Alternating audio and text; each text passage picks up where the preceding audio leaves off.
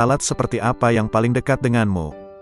Dia berkata, salat yang di dalamnya tiada apapun kecuali aku, dan orang yang melakukannya lenyap dari salatnya dan tenggelam karenanya. Lalu aku berkata, wahai Tuhanku, puasa seperti apa yang paling utama di sisimu? Dia berkata, puasa yang di dalamnya tiada apapun selain aku, dan orang yang melakukannya lenyap darinya. Lalu aku berkata, wahai Tuhanku, amal apa yang paling utama di sisimu? Dia berkata, amal yang di dalamnya tiada apapun selain aku, baik itu surga ataupun neraka, dan pelakunya lenyap darinya. Lalu aku berkata, wahai Tuhanku, tangisan seperti apa yang paling utama di sisimu? Dia berkata, tangisan orang-orang yang tertawa. Lalu aku berkata, wahai Tuhanku, tertawa seperti apa yang paling utama di sisimu? Dia berkata, tertawanya orang-orang yang menangis karena bertobat. Lalu aku berkata, wahai Tuhanku, tobat seperti apa yang paling utama di sisimu? Dia menjawab, tobatnya orang-orang yang suci. Lalu aku bertanya, wahai Tuhanku, kesucian seperti apa yang paling utama di sisimu? Dia menjawab, kesucian orang-orang yang bertobat. Lalu dia berkata kepadaku, wahai penolong agung, pencari ilmu di mataku tidak mempunyai jalan kecuali setelah ia mengakui kebodohannya, karena jika ia tidak melepaskan ilmu yang ada padanya, ia akan menjadi setan. Berkatalah sang penolong agung, aku bertemu Tuhanku subhanahu wa ta'ala dan aku bertanya kepadanya, wahai Tuhan, apa makna kerinduan? Dia menjawab, wahai penolong agung, engkau mesti merindukanku dan mengosongkan hatimu dari selain aku. Lalu dia berkata kepadaku, wahai penolong agung, jika engkau mengerti bentuk kerinduan maka engkau harus lenyap dari kerinduan, karena ia merupakan penghalang antara si perindu dan yang dirindukan. Lalu dia berkata kepadaku, wahai penolong agung, bila engkau berniat melakukan tobat, maka pertama kali engkau harus bertobat dari nafsu, lalu mengeluarkan pikiran dan perasaan buruk dari hati dengan mengusir kegelisahan dosa, maka engkau akan sampai kepadaku. Dan hendaknya engkau bersabar, karena bila tidak bersabar berarti engkau hanya bermain-main belaka. Lalu dia berkata kepadaku, wahai penolong agung, bila engkau ingin memasuki wilayahku, maka hendaknya engkau tidak berpaling kepada alam mulk, alam malakut, maupun alam jabarut. Karena alam mulk adalah setannya orang berilmu, dan malakut adalah setannya ahli makrifat, dan jabarut adalah setannya orang yang sadar. Siapa yang puas dengan salah satu dari ketiganya, maka ia akan terusir dari sisiku. Dan dia berkata kepadaku, wahai penolong agung, perjuangan spiritual adalah salah satu lautan di samudera penyaksian dan telah dipilih oleh orang-orang yang sadar. Barang siapa hendak masuk ke samudera musyahadah, maka ia harus memilih mujahadah, karena mujahadah merupakan benih dari musyahadah dan musyahadah tanpa mujahadah adalah mustahil. Barang siapa telah memilih mujahadah, maka ia akan mengalami musyahadah, dikehendaki atau tidak dikehendaki. Dan dia berkata kepadaku, wahai penolong agung, para pencari jalan spiritual tidak dapat berjalan tanpa mujahadah, sebagaimana mereka tak dapat melakukannya tanpa aku. Dan dia berkata kepadaku, wahai penolong agung, sesungguhnya hamba yang paling kucintai adalah hamba yang mempunyai ayah dan anak tetapi hatinya kosong dari keduanya. Jika ayahnya meninggal, ia tidak sedih karenanya, dan jika anaknya pun meninggal, ia pun tidak gundah karenanya. Jika seorang hamba telah mencapai tingkat seperti ini, maka di sisiku tanpa ayah dan tanpa anak, dan tak ada bandingan baginya. Dan dia berkata kepadaku, wahai penolong agung, siapa yang tidak merasakan lenyapnya seorang ayah karena kecintaan kepadaku dan lenyapnya seorang anak karena kecintaan kepadaku, maka ia tak akan merasakan lezatnya kesendirian dan ketunggalan. Dia juga berkata kepadaku, wahai penolong agung, bila engkau ingin memandangku di setiap tempat, maka engkau harus memilih hati resah yang kosong dari selain aku. Lalu aku bertanya, Tuhanku, apa ilmunya ilmu itu? Dia menjawab, ilmunya ilmu adalah ketidaktahuan akan ilmu. Dan dia berkata kepadaku, wahai penolong agung, berbahagialah seorang hamba yang hatinya condong kepada mujahadah, dan celakalah bagi hamba yang hatinya condong kepada syahwat. Lalu aku bertanya kepada Tuhanku subhanahu wa ta'ala tentang Miraj.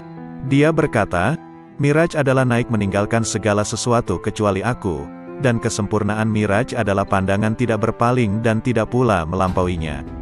Lalu dia berkata kepadaku, "Wahai penolong agung, tidak ada salat bagi orang yang tidak melakukan Miraj kepadaku."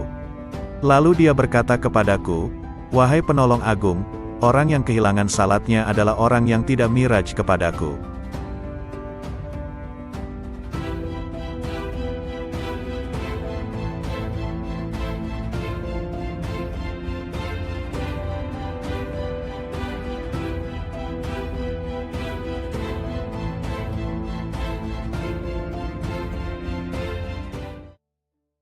Assalamualaikum warahmatullahi wabarakatuh. Salawat dan salam kita haturkan kepada junjungan kita Nabi besar Muhammad sallallahu alaihi wasallam.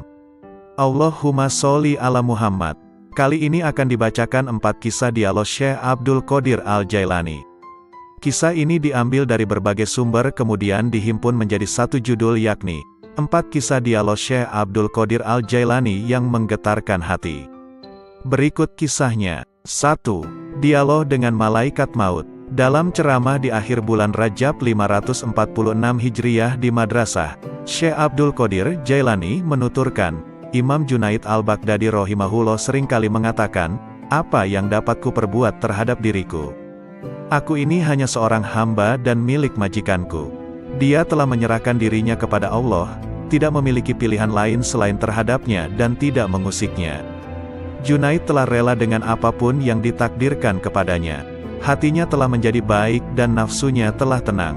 Dia telah mengamalkan firman Allah Azza wa Jalla, "Sesungguhnya pelindungku adalah Allah yang telah menurunkan Alkitab, Al-Quran, dan dia melindungi orang-orang yang saleh." Quran Surah Al-A'raf ayat 196.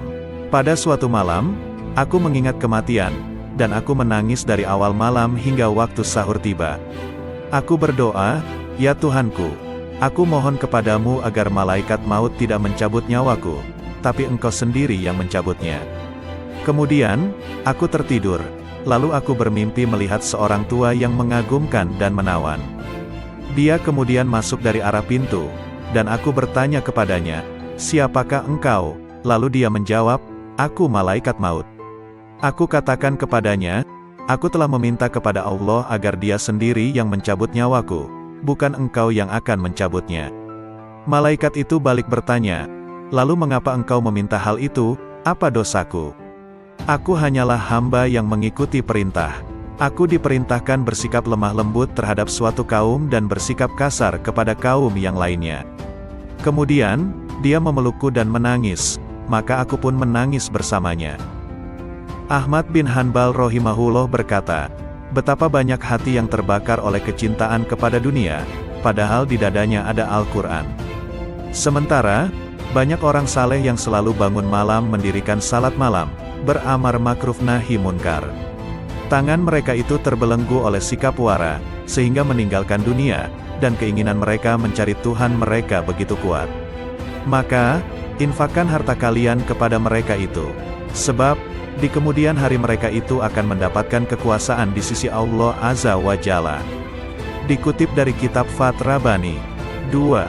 Dialog dengan Iblis. Dalam sebuah riwayat dikisahkan Syekh Abdul Qadir Jailani, seorang ulama yang sangat tinggi ilmunya, suatu malam bermunajat mendekatkan diri kepada Allah. Tiba-tiba dari sudut atas mihrab muncul cahaya yang sangat menyilaukan. Dari arah cahaya tersebut terdengar suara, "Wahai Abdul Qadir, aku adalah Tuhanmu. Apa yang telah aku haramkan bagimu telah aku halalkan." Syekh Abdul Qadir tertegun mendengar suara tersebut. Setelah sadar dari kekagetannya, beliau berkata dalam hati, Muhammad sallallahu alaihi wasallam adalah Nabi dan Rasulullah yang terakhir, maka tidak mungkin Allah subhanahu wa ta'ala akan mengubah syariatnya. Kemudian Abdul Qadir yakin bahwa cahaya yang datang itu bukan suara Tuhan melainkan iblis.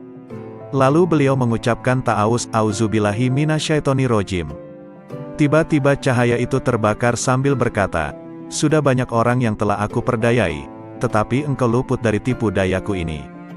3. Dialog dengan pemabuk. Kisah ini diriwayatkan dari Syekh Abdul Qadir Al-Jailani rahimahullah. Pada suatu saat, Ketika Syekh Abdul Qadir bersama-sama santri-santrinya sedang berjalan melewati sebuah gang di kota Baghdad lama, tiba-tiba mereka bertemu dengan seorang pemabuk yang sedang terbaring di selokan di pinggir jalan. Pakaiannya kotor dan kumuh. Tanpa terduga, pemabuk itu menghentikan langkah rombongan Syekh Abdul Qadir Al-Jailani dan santri-santrinya. Ia memanggil-manggil Syekh Abdul Qadir Al-Jailani seraya berkata, "Wahai Abdul Qadir, Allah itu Maha Kuasa atau tidak?" Sambil tersenyum ramah Syekh Abdul Qadir menjawab pertanyaan itu, "Tentu, Allah Maha Kuasa." Seolah tidak mendengar jawaban Syekh Abdul Qadir Al-Jailani, pemabuk bertanya kembali, "Wahai Abdul Qadir, Allah itu Maha Kuasa atau tidak?" Dengan tersenyum penuh kasih sayang, Syekh Abdul Qadir Al-Jailani meladeni pertanyaan pemabuk itu, "Pasti, Allah adalah Zat yang Maha Kuasa atas segalanya." Untuk yang ketiga kalinya, pemabuk itu mengajukan pertanyaan yang sama, "Wahai Abdul Qadir, Allah itu Maha Kuasa atau tidak?" Di saat pertanyaan yang ketiga, tiba-tiba Syekh Abdul Qadir Al-Jailani menangis terseduh. Beliau bersujud kepada Allah lalu berkata, "Demi Allah wahai saudaraku, Allah itu Maha Kuasa, Maha Kuasa, Maha Kuasa." Setelah itu, Syekh Abdul Qadir Al-Jailani memerintahkan kepada santri-santrinya untuk membawa pemabuk itu ke pondok dan memandikannya. Mereka juga diperintahkan untuk memuliakan dan melayaninya dengan sebaik-baiknya. Melihat sikap dan tindakan gurunya, santri-santri itu terkejut dan penasaran. Akhirnya, mereka memberanikan diri untuk bertanya tentang rahasia di balik pertanyaan-pertanyaan pemabuk itu. Syekh Abdul Qadir Al-Jailani mendengar pertanyaan santri-santrinya dengan sabar penuh perhatian. Beliau lalu berkata, "Anak-anakku, maksud pertanyaan pertama pemabuk itu adalah, apakah Allah Maha Kuasa menerima taubatku atau tidak?" Maka aku jawab, "Tentu, Allah Maha Kuasa untuk menerima taubatmu." Sedangkan, maksud pertanyaan yang kedua adalah, apakah Allah Maha Kuasa menjadikanku berada pada kedudukanmu? Maka aku menjawab, "Tentu, Allah Maha Kuasa untuk itu." Dan pada pertanyaan yang ketiga maksudnya, apakah Allah Maha Kuasa menjadikanmu berada pada kedudukanku? Pertanyaan ketiga inilah yang menyebabkanku menangis karena takut kepada Allah. Lalu aku jawab dengan hati tergetar, "Tentu, Allah Maha Kuasa, Maha Kuasa, Maha Kuasa." Pertanyaan itu pula yang mendorongku untuk bersujud dan berdoa kepada Allah agar tidak menjadikanku merasa aman terhadap rencana Allah. Semoga Allah memelihara kesehatanku dan menutupi aibku. 4. Dialog batiniah dengan Allah. Dengan nama Allah yang Maha Pengasih lagi Maha Penyayang. Allah Subhanahu wa Ta'ala berkata, "Wahai penolong agung." Aku menjawab, "Aku mendengar panggilanmu, wahai Tuhannya si penolong." Dia berkata, "Setiap tahapan antara alam naasut dan alam malakut adalah syarda pada kedudukanmu." Maka aku menjawab, "Tentu, Allah Maha Kuasa untuk itu."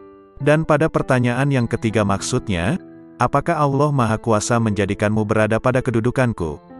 Pertanyaan ketiga inilah yang menyebabkanku menangis karena takut kepada Allah.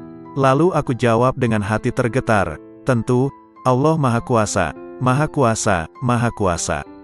Pertanyaan itu pula yang mendorongku untuk bersujud dan berdoa kepada Allah agar tidak menjadikanku merasa aman terhadap rencana Allah. Semoga Allah memelihara kesehatanku dan menutupi aibku. 4. Dialog batiniah dengan Allah. Dengan nama Allah yang Maha Pengasih lagi Maha Penyayang. Allah Subhanahu wa Ta'ala berkata, "Wahai penolong agung." Aku menjawab, "Aku mendengar panggilanmu, wahai Tuhannya si penolong." Dia berkata, "Setiap tahapan antara alam naasut dan alam malakut adalah syariat, setiap tahapan antara alam malakut dan jabarut adalah tarekat, dan setiap tahapan antara alam jabarut dan alam lahut adalah hakikat." Lalu dia berkata kepadaku, "Wahai penolong agung, aku tidak pernah mewujudkan diriku dalam sesuatu sebagaimana perwujudanku dalam diri manusia." Lalu aku bertanya, "Wahai Tuhanku, apakah engkau memiliki tempat?" Maka dia berkata kepadaku, "Wahai penolong agung, akulah pencipta tempat, dan aku tidak memiliki tempat." Lalu aku bertanya, "Wahai Tuhanku, apakah engkau makan dan minum?" Maka dia berkata kepadaku, "Wahai penolong agung, makanan dan minuman kaum fakir adalah makanan dan minumanku." Lalu aku berkata, "Wahai Tuhanku, dari apa engkau ciptakan malaikat?" Dia berkata kepadaku, "Aku ciptakan malaikat dari cahaya manusia, dan aku ciptakan manusia dari cahayaku."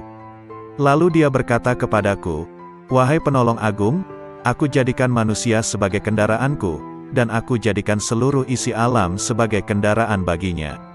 Lalu dia berkata kepadaku, "Wahai penolong agung, betapa indahnya aku sebagai pencari. Betapa indahnya manusia sebagai yang dicari. Betapa indahnya manusia sebagai pengendara, dan betapa indahnya alam sebagai kendaraan baginya." Lalu dia berkata kepadaku, "Wahai penolong agung, manusia adalah rahasiaku dan aku adalah rahasianya. Jika manusia menyadari kedudukannya di sisiku, maka ia akan berucap pada setiap hembusan nafasnya, 'Milik siapakah kekuasaan pada hari ini?' Lalu dia berkata kepadaku, 'Wahai penolong agung, tidaklah manusia makan sesuatu, atau minum sesuatu, dan tidaklah ia berdiri atau duduk, berbicara atau diam. Tidak pula ia melakukan suatu perbuatan, menuju sesuatu atau menjauhi sesuatu, kecuali aku ada di situ, bersemayam dalam dirinya dan menggerakkannya.' Lalu dia berkata kepadaku, 'Wahai penolong agung, tubuh manusia, jiwanya, hatinya, ruhnya, pendengarannya, penglihatannya, tangannya, kakinya, dan lidahnya, semua itu aku persembahkan kepadanya oleh diriku, untuk diriku. Dia tak lain adalah aku, dan aku bukanlah selain dia.' Lalu dia berkata kepadaku, 'Wahai penolong agung, jika engkau melihat seseorang terbakar oleh api kefakiran dan hancur karena banyaknya kebutuhan, maka dekatilah ia, karena tidak ada penghalang antara diriku dan dirinya.' Lalu dia berkata kepadaku, 'Wahai penolong agung, janganlah engkau makan sesuatu atau minum sesuatu dan janganlah engkau tidur, kecuali dengan kehadiran hati yang sadar dan mata yang awas.' Lalu dia berkata kepadaku, 'Wahai penolong agung, barang siapa terhalang dari perjalananku di dalam batin, maka ia akan diuji dengan perjalanan lahir, dan ia tidak akan semakin dekat dariku melainkan justru semakin menjauh dalam perjalanan batin.'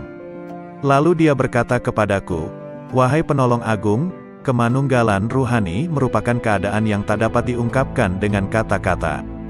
Siapa yang percaya dengannya sebelum mengalaminya sendiri, maka ia telah kafir. Dan barang siapa menginginkan ibadah setelah mencapai keadaan wusyul, maka ia telah menyekutukan Allah Subhanahu wa Ta'ala.' Lalu dia berkata kepadaku, 'Wahai penolong agung, barang siapa memperoleh kebahagiaan azali, maka selamat atasnya, dia tidak akan terhina selamanya. Dan barang siapa memperoleh kesengsaraan azali, maka celaka baginya, dia tidak akan diterima sama sekali setelah itu.' Lalu dia berkata kepadaku, 'Wahai penolong agung, aku jadikan kefakiran dan kebutuhan sebagai kendaraan manusia. Barang siapa menaikinya, maka ia telah sampai di tempatnya sebelum menyeberangi gurun dan lembah.' Lalu dia berkata kepadaku, 'Wahai penolong agung, bila manusia mengetahui apa yang terjadi setelah kematian, tentu ia tidak menginginkan hidup di dunia ini. Dan ia akan berkata di setiap saat dan kesempatan, Tuhan, matikan aku.' Lalu dia berkata kepadaku, 'Wahai penolong agung, semua makhluk pada hari kiamat akan dihadapkan kepadaku dalam keadaan tuli, bisu dan buta, lalu merasa rugi dan menangis. Demikian pula di dalam kubur.' Lalu dia berkata kepadaku, 'Wahai penolong agung, cinta merupakan tirai yang membatasi antara sang pencinta dan yang dicintai. Bila sang pencinta telah padam dari cintanya, berarti ia telah sampai kepada sang kekasih.' Lalu dia berkata kepadaku, 'Wahai penolong agung, aku melihat ruh-ruh menunggu di dalam jasad-jasad mereka setelah ucapannya, bukankah aku ini Tuhanmu, sampai hari kiamat?' Lalu sang penolong berkata, 'Aku melihat Tuhan yang Maha Agung dan Dia berkata kepadaku, Wahai penolong agung, barang siapa bertanya kepadaku tentang melihat setelah mengetahui, berarti ia terhalang dari pengetahuan tentang melihat. Barang siapa mengira bahwa melihat tidak sama dengan mengetahui, maka berarti ia telah terperdaya oleh melihat Allah Subhanahu wa Ta'ala.' Lalu dia berkata kepadaku, 'Wahai penolong agung, orang fakir dalam pandanganku bukanlah orang yang tidak memiliki apa-apa, melainkan orang fakir adalah ia yang memegang kendali atas segala sesuatu. Bila ia berkata kepada sesuatu, jadilah, maka terjadilah ia. Lalu dia berkata kepadaku, tak ada persahabatan dan kenikmatan di dalam surga setelah kemunculanku di sana, dan tak ada kesendirian dan kebakaran di dalam neraka setelah sapaanku kepada para penghuninya. Lalu dia berkata kepadaku, wahai penolong agung, aku yang paling mulia di antara semua yang mulia, dan aku yang paling penyayang di antara semua penyayang. Lalu dia berkata kepadaku, wahai penolong agung, tidurlah di sisiku tidak seperti tidurnya orang-orang awam, maka engkau akan melihatku. Terhadap hal ini aku bertanya, wahai Tuhanku, bagaimana aku tidur di sisimu? Dia berkata, dengan menjauhkan jasmani dari kesenangan, menjauhkan nafsu dari syahwat, menjauhkan hati dari pikiran dan perasaan buruk, dan menjauhkan ruh dari pandangan yang melalaikan, lalu meleburkan zatmu di dalam zat. Lalu dia berkata kepadaku, wahai penolong agung, katakan kepada sahabatmu dan pencintamu, siapa di antara kalian yang menginginkan kedekatan denganku, maka hendaklah ia memilih kefakiran, lalu kefakiran dari kefakiran. Bila kefakiran itu telah sempurna, maka tak ada lagi apapun selain aku. Lalu dia berkata, wahai penolong agung, berbahagialah jika engkau mengasihi makhluk-makhlukku, dan beruntunglah jika engkau memaafkan makhluk-makhlukku.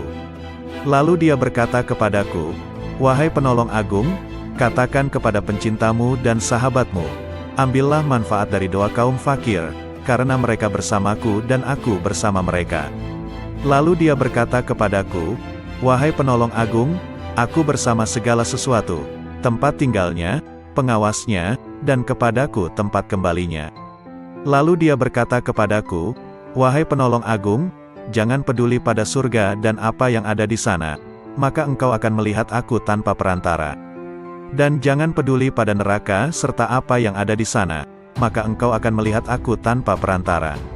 Lalu dia berkata kepadaku, wahai penolong agung, para penghuni surga disibukkan oleh surga, dan para penghuni neraka disibukkan olehku. Lalu dia berkata kepadaku, wahai penolong agung, sebagian penghuni surga berlindung dari kenikmatan, sebagaimana penghuni neraka berlindung dari jilatan api. Lalu dia berkata kepadaku, wahai penolong agung, barang siapa disibukkan dengan selain aku, maka temannya adalah sabuk pada hari kiamat. Lalu dia berkata kepadaku, wahai penolong agung, orang-orang yang dekat mencari pertolongan dari kedekatan, sebagaimana orang-orang yang jauh mencari pertolongan dari kejauhan. Lalu dia berkata kepadaku, wahai penolong agung, sesungguhnya aku memiliki hamba-hamba yang bukan nabi maupun rasul, yang kedudukan mereka tidak diketahui oleh siapapun dari penghuni dunia maupun penghuni akhirat, dari penghuni surga ataupun neraka, tidak juga malaikat Malik ataupun Ridwan, dan aku tidak menjadikan mereka untuk surga maupun untuk neraka, tidak untuk pahala ataupun siksa, tidak untuk bidadari, istana maupun pelayan-pelayan mudanya. Maka beruntunglah orang yang mempercayai mereka meski belum mengenal mereka. Lalu dia berkata kepadaku, wahai penolong agung, engkau adalah salah satu dari mereka. Dan di antara tanda-tanda mereka di dunia adalah tubuh-tubuh mereka terbakar karena sedikitnya makan dan minum, nafsu mereka telah hangus dari syahwat, hati mereka telah hangus dari pikiran dan perasaan buruk, ruh-ruh mereka juga telah hangus dari pandangan yang melalaikan. Mereka adalah pemilik keabadian yang terbakar oleh cahaya perjumpaan. Lalu dia berkata kepadaku, wahai penolong agung, bila seseorang yang haus datang kepadamu di hari yang amat panas, sedangkan engkau memiliki air dingin dan engkau sedang tidak membutuhkan air, jika engkau menahan air itu baginya, maka engkau adalah orang yang paling kikir. Bagaimana aku menolak mereka dari rahmatku, padahal aku telah menetapkan atas diriku, bahwa aku paling pengasih di antara yang mengasihi. Lalu dia berkata kepadaku, wahai penolong agung, tak seorang pun dari ahli maksiat yang jauh dariku, dan tak seorang pun dari ahli ketaatan yang dekat dariku. Lalu dia berkata kepadaku, wahai penolong agung, bila seseorang dekat kepadaku, maka ia adalah dari kalangan maksiat, karena ia merasa memiliki kekurangan dan penyesalan. Lalu dia berkata kepadaku, wahai penolong agung, merasa memiliki kekurangan merupakan sumber cahaya, dan mengagumi cahaya diri sendiri merupakan sumber kegelapan. Lalu dia berkata kepadaku, wahai penolong agung, ahli maksiat akan tertutupi oleh kemaksiatannya, dan ahli taat akan tertutupi oleh ketaatannya. Dan aku memiliki hamba-hamba selain mereka, yang tidak ditimpa kesedihan maksiat dan keresahan ketaatan. Lalu dia berkata kepadaku, "Wahai penolong agung, sampaikan kabar gembira kepada para pendosa tentang adanya keutamaan dan kemurahan, dan sampaikan berita kepada para pengagum diri sendiri tentang adanya keadilan dan pembalasan." Lalu dia berkata kepadaku, "Wahai penolong agung, ahli ketaatan selalu mengingat kenikmatan, dan ahli maksiat selalu mengingat yang Maha Pengasih." Lalu dia berkata kepadaku, "Wahai penolong agung, aku dekat dengan pelaku maksiat setelah ia berhenti dari kemaksiatannya, dan aku jauh dari orang yang taat setelah ia berhenti dari ketaatannya." Lalu dia berkata kepadaku, "Wahai penolong agung, aku menciptakan orang awam namun mereka tidak mampu memandang cahaya kebesaranku, maka aku meletakkan tirai kegelapan di antara diriku dan mereka. Dan aku menciptakan orang-orang khusus namun mereka tidak mampu mendekatiku dan mereka sebagai tirai penghalang." Lalu dia berkata kepadaku, "Wahai penolong agung, katakan kepada para sahabatmu, siapa di antara mereka yang ingin sampai kepadaku, maka ia harus keluar dari segala sesuatu selain aku." Lalu dia berkata kepadaku, "Wahai penolong agung, keluarlah dari batas dunia, maka engkau akan sampai ke akhirat. Dan keluarlah dari batas akhirat, maka engkau akan sampai kepadaku." Lalu dia berkata kepadaku, "Wahai penolong agung, keluarlah engkau dari raga dan jiwamu, lalu keluarlah dari hati dan ruhmu, lalu keluarlah dari hukum dan perintah, maka engkau akan sampai kepadaku." Maka aku bertanya, "Wahai Tuhanku, salat seperti apa yang paling dekat denganmu?" Dia berkata, "Salat yang di dalamnya tiada apapun kecuali aku, dan orang yang melakukannya lenyap dari salatnya dan tenggelam karenanya." Lalu aku berkata, "Wahai Tuhanku, puasa seperti apa yang paling utama di sisimu?" Dia berkata, "Puasa yang di dalamnya tiada apapun selain aku, dan orang yang melakukannya lenyap darinya." Lalu aku berkata, "Wahai Tuhanku, amal apa yang paling utama di sisimu?" Dia berkata, "Amal yang di dalamnya tiada apapun selain aku, baik itu surga ataupun neraka, dan pelakunya lenyap darinya." Lalu aku berkata, "Wahai Tuhanku, tangisan seperti apa yang paling utama di sisimu?" Dia berkata, "Tangisan orang-orang yang tertawa." Lalu aku berkata, "Wahai Tuhanku, tertawa seperti apa yang paling utama di sisimu?" Dia berkata, "Tertawanya orang-orang yang menangis karena bertobat." Lalu aku berkata, "Wahai Tuhanku, tobat seperti apa yang paling utama di sisimu?" Dia menjawab, "Tobatnya orang-orang yang suci." Lalu aku bertanya, "Wahai Tuhanku, kesucian seperti apa yang paling utama di sisimu?" Dia menjawab, "Kesucian orang-orang yang bertobat." Lalu dia berkata kepadaku, "Wahai penolong agung, pencari ilmu di mataku tidak mempunyai jalan kecuali setelah ia mengakui kebodohannya, karena jika ia tidak melepaskan ilmu yang ada padanya, ia akan menjadi setan." Berkatalah sang penolong agung, "Aku bertemu Tuhanku subhanahu wa ta'ala dan aku bertanya kepadanya, 'Wahai Tuhan, apa makna kerinduan?' Dia menjawab, 'Wahai penolong agung, engkau mesti merindukanku dan mengosongkan hatimu dari selain aku.' Lalu dia berkata kepadaku, 'Wahai penolong agung, jika engkau mengerti bentuk kerinduan maka engkau harus lenyap dari kerinduan, karena ia merupakan penghalang antara si perindu dan yang dirindukan.' Lalu dia berkata kepadaku, 'Wahai penolong agung, bila engkau berniat melakukan tobat, maka pertama kali engkau harus bertobat dari nafsu, lalu mengeluarkan pikiran dan perasaan buruk dari hati dengan mengusir kegelisahan dosa, maka engkau akan sampai kepadaku. Dan hendaknya engkau bersabar, karena bila tidak bersabar berarti engkau hanya bermain-main belaka.' Lalu dia berkata kepadaku, 'Wahai penolong agung, bila engkau ingin memasuki wilayahku, maka hendaknya engkau tidak berpaling kepada alam mulk, alam malakut, maupun alam jabarut. Karena alam mulk adalah setannya orang berilmu, dan malakut adalah setannya ahli makrifat, dan jabarut adalah setannya orang yang sadar. Siapa yang puas dengan salah satu dari ketiganya, maka ia akan terusir dari sisiku.' Dan dia berkata kepadaku, 'Wahai penolong agung, perjuangan spiritual adalah salah satu lautan di samudera penyaksian dan telah dipilih oleh orang-orang yang sadar. Barang siapa hendak masuk ke samudera musyahadah, maka ia harus memilih mujahadah, karena mujahadah merupakan benih dari musyahadah dan musyahadah tanpa mujahadah adalah mustahil. Barang siapa telah memilih mujahadah, maka ia akan mengalami musyahadah, dikehendaki atau tidak dikehendaki. Dan dia berkata kepadaku, "Wahai penolong agung, para pencari jalan spiritual tidak dapat berjalan tanpa mujahadah, sebagaimana mereka tak dapat melakukannya tanpa aku." Dan dia berkata kepadaku, "Wahai penolong agung, sesungguhnya hamba yang paling kucintai adalah hamba yang mempunyai ayah dan anak tetapi hatinya kosong dari keduanya. Jika ayahnya meninggal, ia tidak sedih karenanya, dan jika anaknya pun meninggal, ia pun tidak gundah karenanya. Jika seorang hamba telah mencapai tingkat seperti ini, maka di sisiku tanpa ayah dan tanpa anak, dan tak ada bandingan baginya." Dan dia berkata kepadaku, "Wahai penolong agung, siapa yang tidak merasakan lenyapnya seorang ayah karena kecintaan kepadaku dan lenyapnya seorang anak karena kecintaan kepadaku, maka ia tak akan merasakan lezatnya kesendirian dan ketunggalan." Dia juga berkata kepadaku, "Wahai penolong agung, bila engkau ingin memandangku di setiap tempat, maka engkau harus memilih hati resah yang kosong dari selain aku." Lalu aku bertanya, "Tuhanku, apa ilmunya ilmu itu?" Dia menjawab, "Ilmunya ilmu adalah ketidaktahuan akan ilmu." Dan dia berkata kepadaku, "Wahai penolong agung, berbahagialah seorang hamba yang hatinya condong kepada mujahadah, dan celakalah bagi hamba yang hatinya condong kepada syahwat." Lalu aku bertanya kepada Tuhanku Subhanahu wa Ta'ala tentang Miraj. Dia berkata, "Miraj adalah naik meninggalkan segala sesuatu kecuali aku, dan kesempurnaan Miraj adalah pandangan tidak berpaling dan tidak pula melampauinya." Lalu dia berkata kepadaku, "Wahai penolong agung, tidak ada salat bagi orang yang tidak melakukan Miraj kepadaku."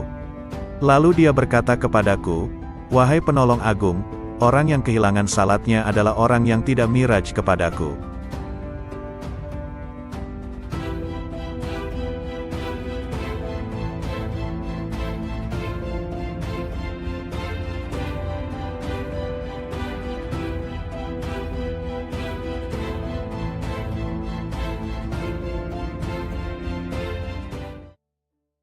Assalamualaikum warahmatullahi wabarakatuh. Salawat dan salam kita haturkan kepada junjungan kita Nabi besar Muhammad sallallahu alaihi wasallam.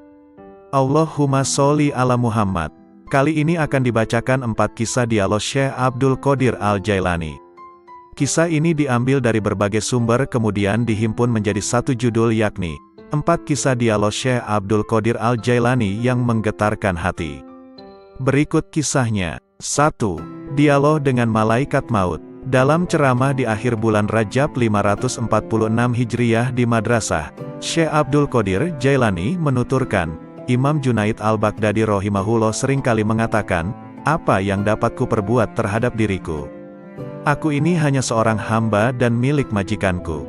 Dia telah menyerahkan dirinya kepada Allah, tidak memiliki pilihan lain selain terhadapnya dan tidak mengusiknya.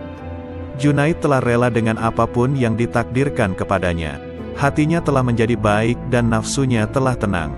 Dia telah mengamalkan firman Allah Azza wa Jalla, sesungguhnya pelindungku adalah Allah yang telah menurunkan Alkitab, Al-Quran, dan dia melindungi orang-orang yang saleh." Quran Surah Al-A'raf ayat 196. Pada suatu malam, aku mengingat kematian, dan aku menangis dari awal malam hingga waktu sahur tiba. Aku berdoa, "Ya Tuhanku, aku mohon kepadamu agar malaikat maut tidak mencabut nyawaku, tapi Engkau sendiri yang mencabutnya." Kemudian, aku tertidur, lalu aku bermimpi melihat seorang tua yang mengagumkan dan menawan. Dia kemudian masuk dari arah pintu, dan aku bertanya kepadanya, "Siapakah engkau?" Lalu dia menjawab, "Aku malaikat maut." Aku katakan kepadanya, "Aku telah meminta kepada Allah agar Dia sendiri yang mencabut nyawaku, bukan engkau yang akan mencabutnya." Malaikat itu balik bertanya, "Lalu mengapa engkau meminta hal itu? Apa dosaku? Aku hanyalah hamba yang mengikuti perintah. Aku diperintahkan bersikap lemah lembut terhadap suatu kaum dan bersikap kasar kepada kaum yang lainnya." Kemudian, Dia memelukku dan menangis, maka aku pun menangis bersamanya. Ahmad bin Hanbal rahimahullah berkata, betapa banyak hati yang terbakar oleh kecintaan kepada dunia, padahal di dadanya ada Al-Quran.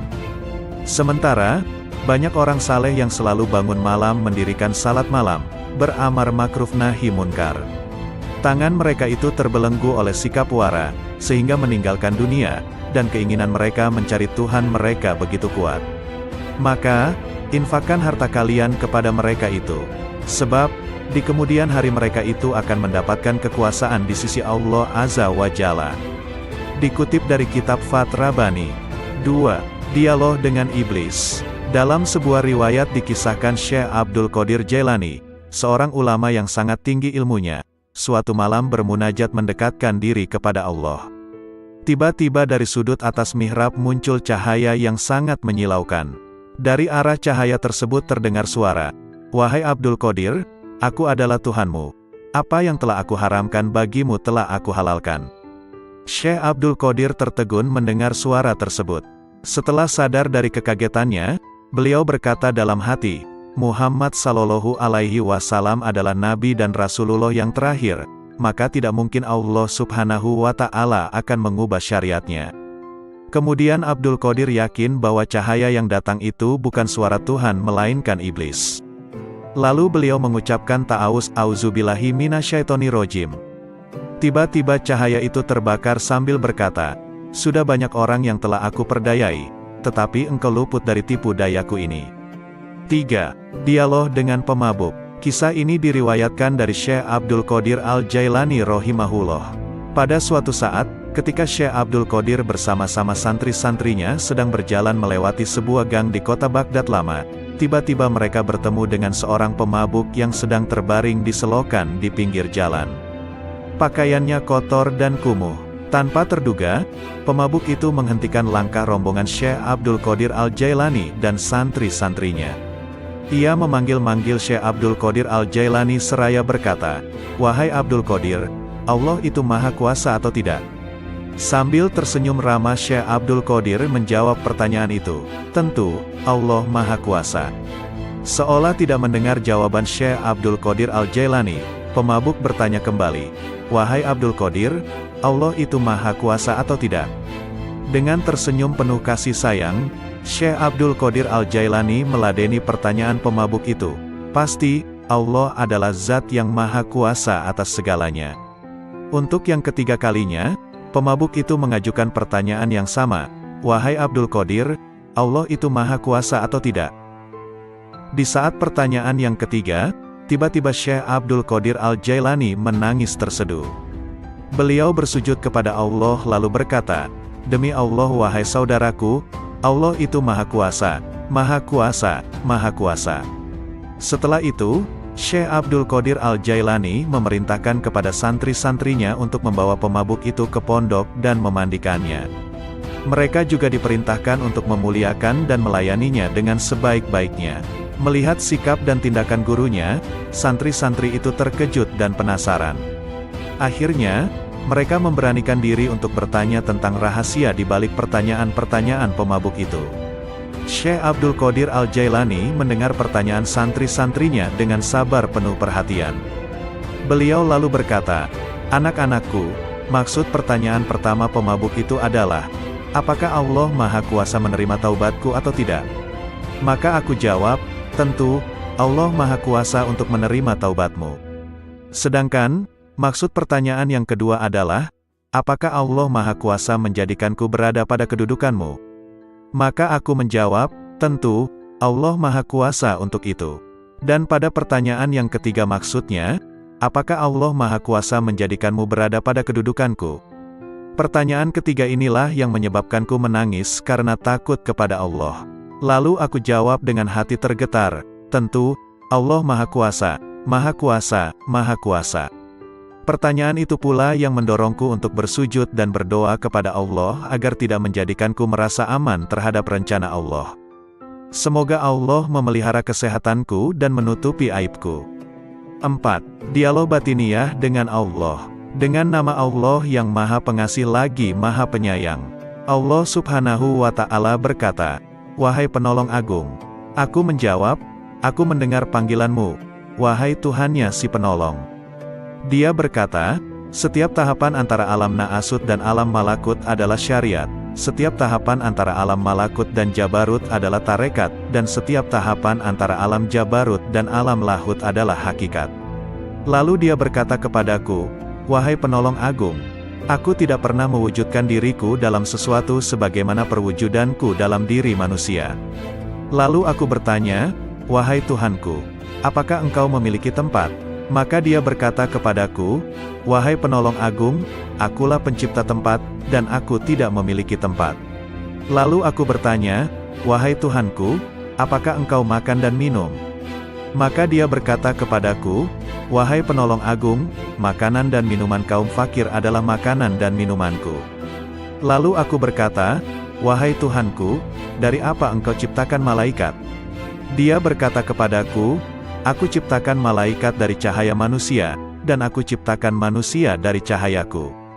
Lalu dia berkata kepadaku, wahai penolong agung, aku jadikan manusia sebagai kendaraanku, dan aku jadikan seluruh isi alam sebagai kendaraan baginya. Lalu dia berkata kepadaku, wahai penolong agung, betapa indahnya aku sebagai pencari. Betapa indahnya manusia sebagai yang dicari. Betapa indahnya manusia sebagai pengendara, dan betapa indahnya alam sebagai kendaraan baginya. Lalu dia berkata kepadaku, wahai penolong agung, manusia adalah rahasiaku dan aku adalah rahasianya. Jika manusia menyadari kedudukannya di sisiku, maka ia akan berucap pada setiap hembusan nafasnya, milik siapakah kekuasaan pada hari ini? Lalu dia berkata kepadaku, wahai penolong agung, tidaklah manusia makan sesuatu, atau minum sesuatu, dan tidaklah ia berdiri atau duduk, berbicara atau diam. Tidak pula ia melakukan suatu perbuatan, menuju sesuatu atau menjauhi sesuatu, kecuali aku ada di situ, bersemayam dalam dirinya dan menggerakkannya. Lalu dia berkata kepadaku, wahai penolong agung, tubuh manusia, jiwanya, hatinya, ruhnya, pendengarannya, penglihatannya, tangannya, kakinya, dan lidahnya, semua itu aku persembahkan kepadanya oleh diriku, untuk diriku. Dia tak lain adalah aku, dan aku bukanlah selain dia. Lalu dia berkata kepadaku, wahai penolong agung, jika engkau melihat seseorang terbakar oleh api kefakiran dan hancur karena banyaknya kebutuhan, maka dekatilah ia, karena tidak ada penghalang antara diriku dan dirinya. Lalu dia berkata kepadaku, wahai penolong agung, janganlah engkau makan sesuatu atau minum sesuatu dan janganlah engkau tidur, kecuali dengan kehadiran hati yang sadar dan mata yang awas. Lalu dia berkata kepadaku, wahai penolong agung, barang siapa terhalang dari perjalananku di dalam batin, maka ia akan diuji dengan perjalanan lahir, dan ia tidak akan semakin dekat dariku melainkan justru semakin menjauh dalam perjalanan batin. Lalu dia berkata kepadaku, wahai penolong agung, kemanunggalan ruhani merupakan keadaan yang tak dapat diungkapkan dengan kata-kata. Siapa yang percaya dengannya sebelum mengalaminya sendiri, maka ia telah kafir. Dan barang siapa menginginkan ibadah setelah mencapai keadaan wusyul, maka ia telah menyekutukan Allah subhanahu wa ta'ala. Lalu dia berkata kepadaku, wahai penolong agung, barang siapa memperoleh kebahagiaan azali, maka selamat atasnya, dia tidak akan terhina selamanya. Dan barang siapa memperoleh kesengsaraan azali, maka celaka baginya, dia tidak akan diterima sama sekali setelah itu. Lalu dia berkata kepadaku, wahai penolong agung, aku jadikan kefakiran dan kebutuhan sebagai kendaraan manusia. Barang siapa menaikinya, maka ia telah sampai di tempatnya sebelum menyeberangi gurun dan lembah. Lalu dia berkata kepadaku, wahai penolong agung, bila manusia mengetahui apa yang terjadi setelah kematian, tentu ia tidak menginginkan hidup di dunia ini. Dan ia akan berkata di setiap saat dan kesempatan, Tuhan, matikan aku. Lalu dia berkata kepadaku, wahai penolong agung, semua makhluk pada hari kiamat akan dihadapkan kepadaku dalam keadaan tuli, bisu dan buta, lalu merasa rugi dan menangis. Demikian pula di dalam kubur. Lalu dia berkata kepadaku, wahai penolong agung, cinta merupakan tirai yang membatasi antara sang pencinta dan yang dicintai.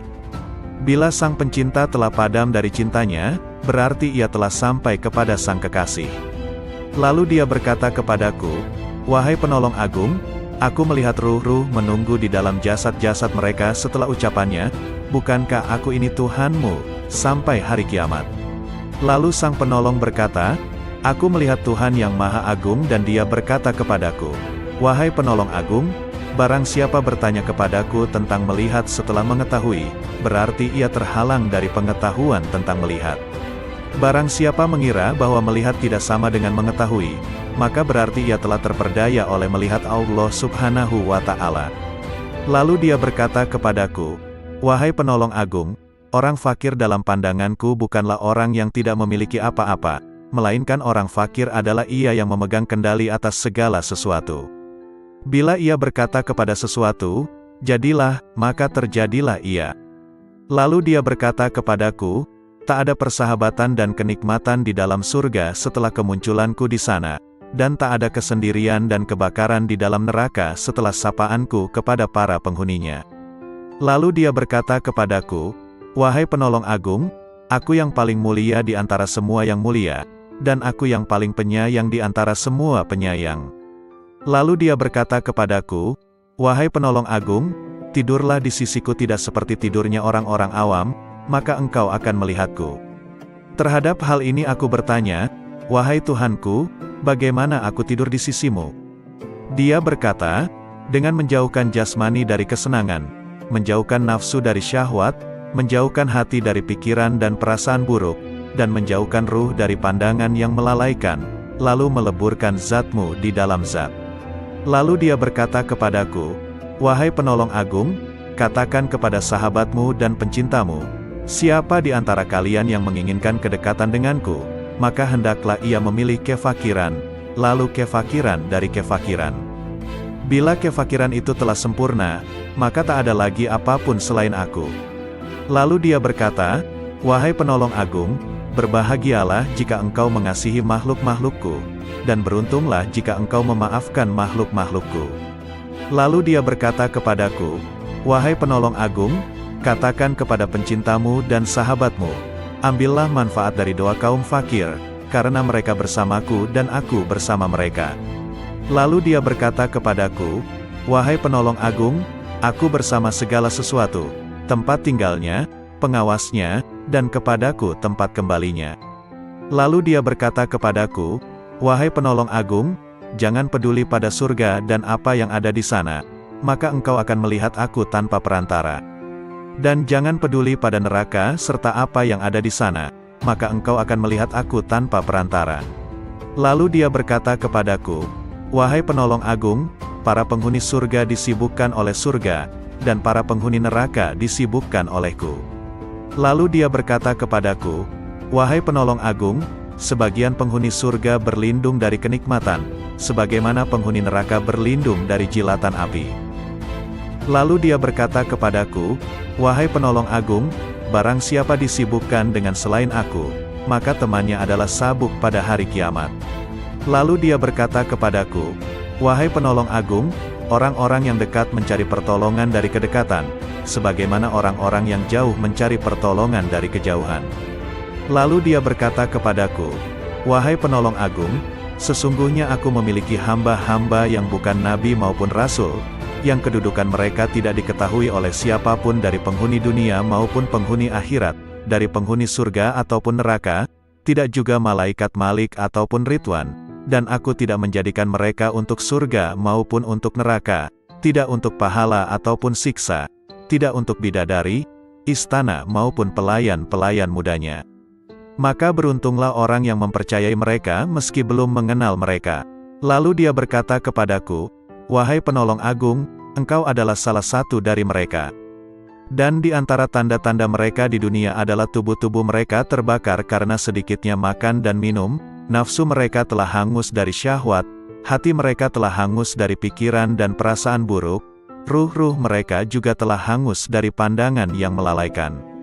Mereka adalah pemilik keabadian yang terbakar oleh cahaya perjumpaan."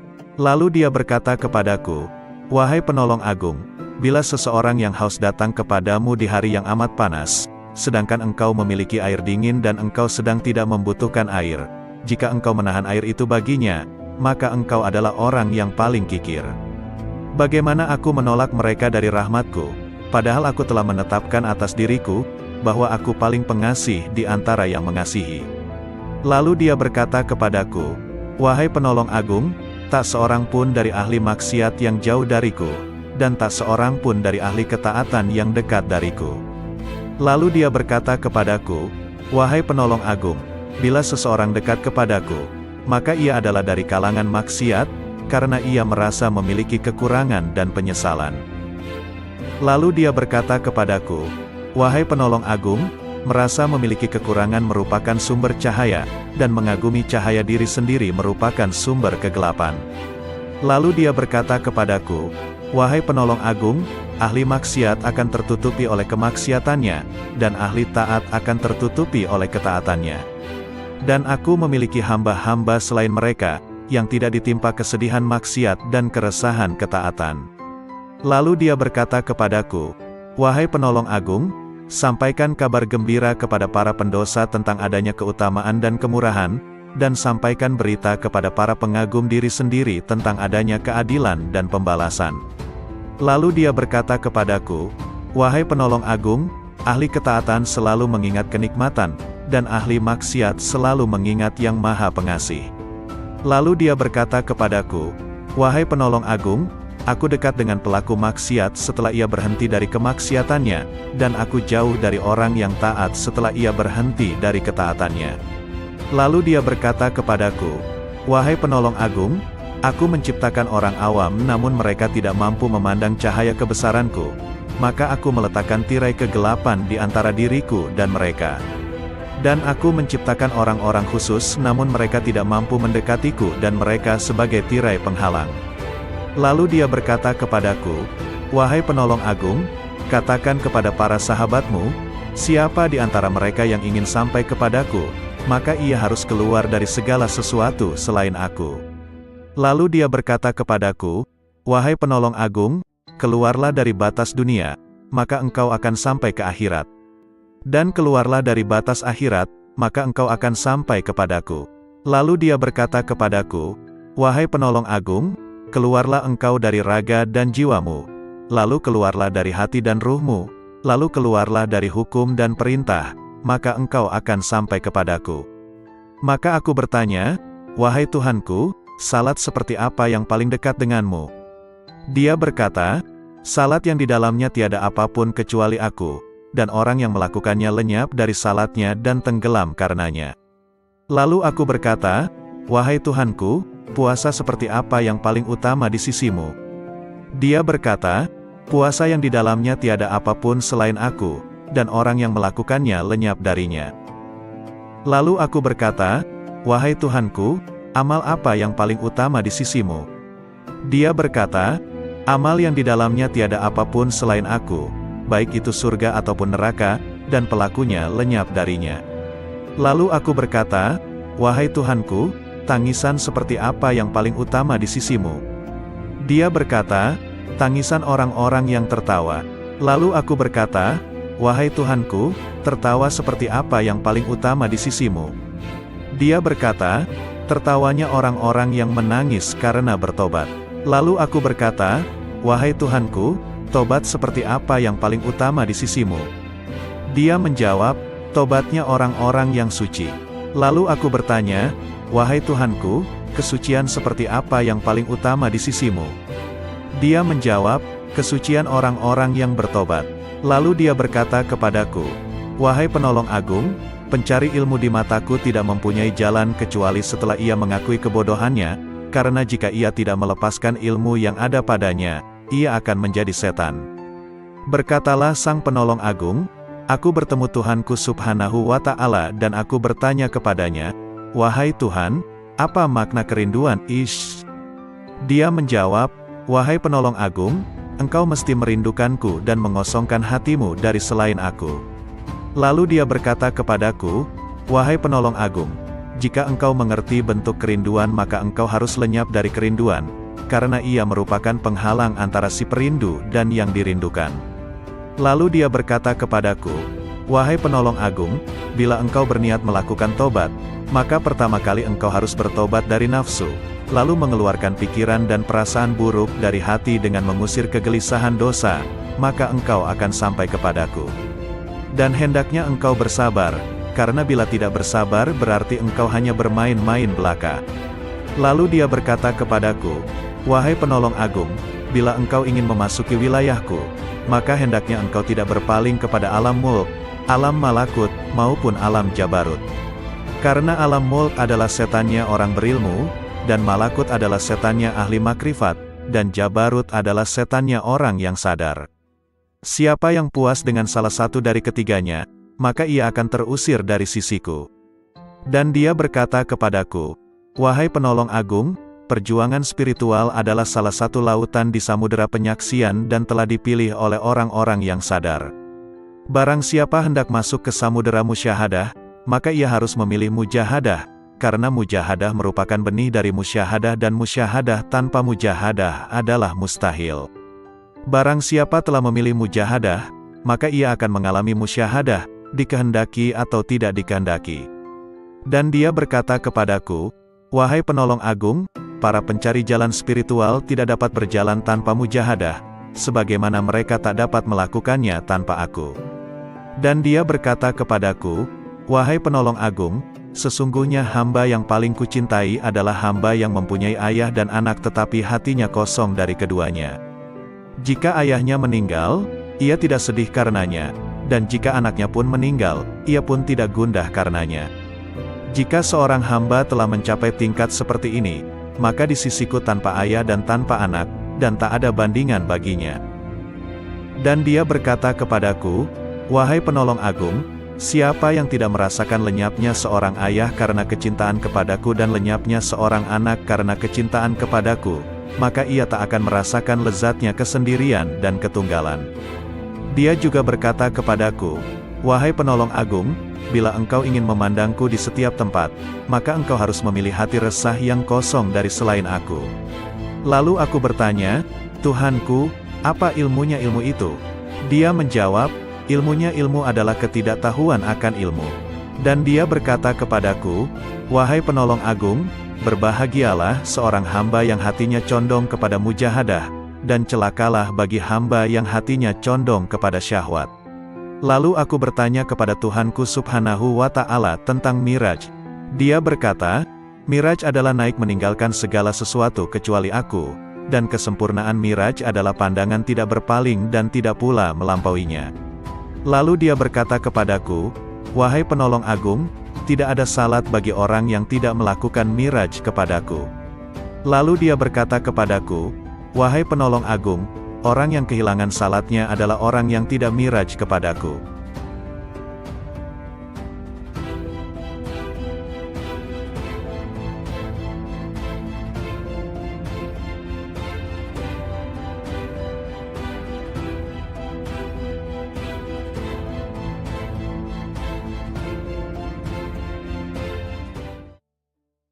Assalamualaikum warahmatullahi wabarakatuh. Salawat dan salam kita haturkan kepada junjungan kita Nabi besar Muhammad sallallahu alaihi wasallam.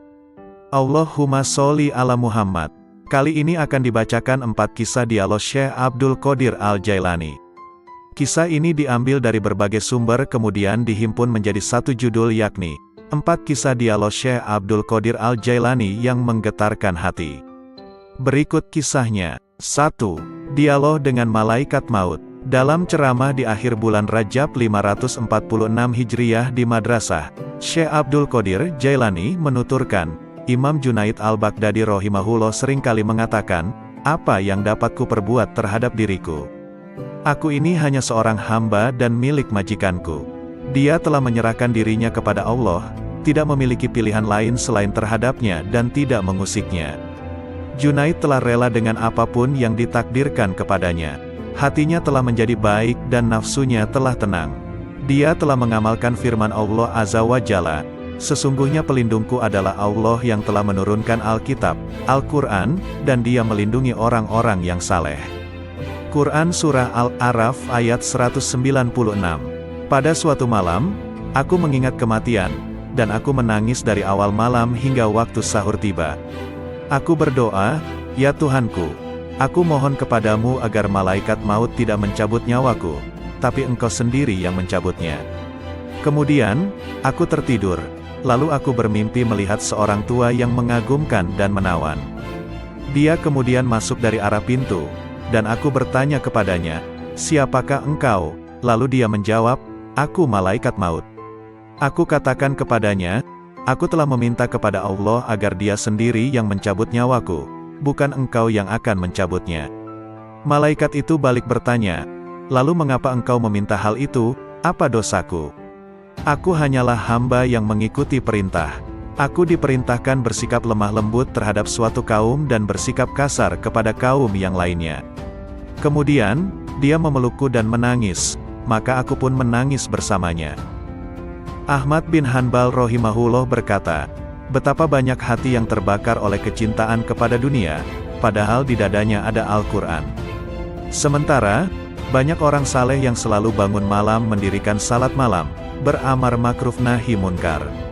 Tangan mereka itu terbelenggu oleh sikap wara, sehingga meninggalkan dunia, dan keinginan mereka mencari Tuhan mereka begitu kuat. Maka, infakkan harta kalian kepada mereka itu. Sebab, di kemudian hari mereka itu akan mendapatkan kekuasaan di sisi Allah Azza wa Jalla. Dikutip dari kitab Fath Rabbani. 2. Dialog dengan Iblis. Dalam sebuah riwayat dikisahkan Syekh Abdul Qadir Jailani, seorang ulama yang sangat tinggi ilmunya, suatu malam bermunajat mendekatkan diri kepada Allah. Tiba-tiba dari sudut atas mihrab muncul cahaya yang sangat menyilaukan. Dari arah cahaya tersebut terdengar suara, "Wahai Abdul Qadir, aku adalah Tuhanmu. Apa yang telah aku haramkan bagimu telah aku halalkan." Syekh Abdul Qadir tertegun mendengar suara tersebut. Setelah sadar dari kekagetannya, beliau berkata dalam hati, Muhammad Sallallahu Alaihi Wasallam adalah Nabi dan Rasulullah yang terakhir, maka tidak mungkin Allah Subhanahu wa Ta'ala akan mengubah syariatnya. Kemudian Abdul Qadir yakin bahwa cahaya yang datang itu bukan suara Tuhan melainkan iblis. Lalu beliau mengucapkan ta'awuz, auzubillahi minasyaitonirrajim. Tiba-tiba cahaya itu terbakar sambil berkata, "Sudah banyak orang yang telah aku perdayai, tetapi engkau luput dari tipu dayaku ini." 3. Dialog dengan pemabuk. Kisah ini diriwayatkan dari Syekh Abdul Qadir Al-Jailani rahimahullah. Pada suatu saat, ketika Syekh Abdul Qadir bersama-sama santri-santrinya sedang berjalan melewati sebuah gang di kota Baghdad lama, tiba-tiba mereka bertemu dengan seorang pemabuk yang sedang terbaring di selokan di pinggir jalan. Pakaiannya kotor dan kumuh. Tanpa terduga, pemabuk itu menghentikan langkah rombongan Syekh Abdul Qadir Al-Jailani dan santri-santrinya. Ia memanggil-manggil Syekh Abdul Qadir Al-Jailani seraya berkata, "Wahai Abdul Qadir, Allah itu maha kuasa atau tidak?" Sambil tersenyum ramah Syekh Abdul Qadir menjawab pertanyaan itu, "Tentu, Allah Maha Kuasa." Seolah tidak mendengar jawaban Syekh Abdul Qadir Al-Jailani, pemabuk bertanya kembali, "Wahai Abdul Qadir, Allah itu Maha Kuasa atau tidak?" Dengan tersenyum penuh kasih sayang, Syekh Abdul Qadir Al-Jailani meladeni pertanyaan pemabuk itu, "Pasti, Allah adalah zat yang Maha Kuasa atas segalanya." Untuk yang ketiga kalinya, pemabuk itu mengajukan pertanyaan yang sama, "Wahai Abdul Qadir, Allah itu Maha Kuasa atau tidak?" Di saat pertanyaan yang ketiga, tiba-tiba Syekh Abdul Qadir Al-Jailani menangis terseduh. Beliau bersujud kepada Allah lalu berkata, "Demi Allah wahai saudaraku, Allah itu Maha Kuasa, Maha Kuasa, Maha Kuasa." Setelah itu, Syekh Abdul Qadir Al-Jailani memerintahkan kepada santri-santrinya untuk membawa pemabuk itu ke pondok dan memandikannya. Mereka juga diperintahkan untuk memuliakan dan melayaninya dengan sebaik-baiknya. Melihat sikap dan tindakan gurunya, santri-santri itu terkejut dan penasaran. Akhirnya, mereka memberanikan diri untuk bertanya tentang rahasia di balik pertanyaan-pertanyaan pemabuk itu. Syekh Abdul Qadir Al-Jailani mendengar pertanyaan santri-santrinya dengan sabar penuh perhatian. Beliau lalu berkata, "Anak-anakku, maksud pertanyaan pertama pemabuk itu adalah, apakah Allah Maha Kuasa menerima taubatku atau tidak?" Maka aku jawab, "Tentu, Allah Maha Kuasa untuk menerima taubatmu." Sedangkan, Maksud pertanyaan yang kedua adalah, apakah Allah Maha Kuasa menjadikanku berada pada kedudukanmu? Maka aku menjawab, tentu, Allah Maha Kuasa untuk itu. Dan pada pertanyaan yang ketiga maksudnya, apakah Allah Maha Kuasa menjadikanmu berada pada kedudukanku? Pertanyaan ketiga inilah yang menyebabkanku menangis karena takut kepada Allah. Lalu aku jawab dengan hati tergetar, tentu, Allah Maha Kuasa, Maha Kuasa, Maha Kuasa. Pertanyaan itu pula yang mendorongku untuk bersujud dan berdoa kepada Allah agar tidak menjadikanku merasa aman terhadap rencana Allah. Semoga Allah memelihara kesehatanku dan menutupi aibku. 4. Dialog batiniyah dengan Allah. Dengan nama Allah yang Maha Pengasih lagi Maha Penyayang.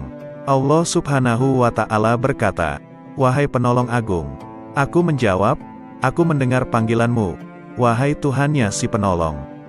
Dia berkata, setiap tahapan antara alam Na'asut dan alam Malakut adalah syariat, setiap tahapan antara alam Malakut dan Jabarut adalah tarekat, dan setiap tahapan antara alam Jabarut dan alam Lahut adalah hakikat.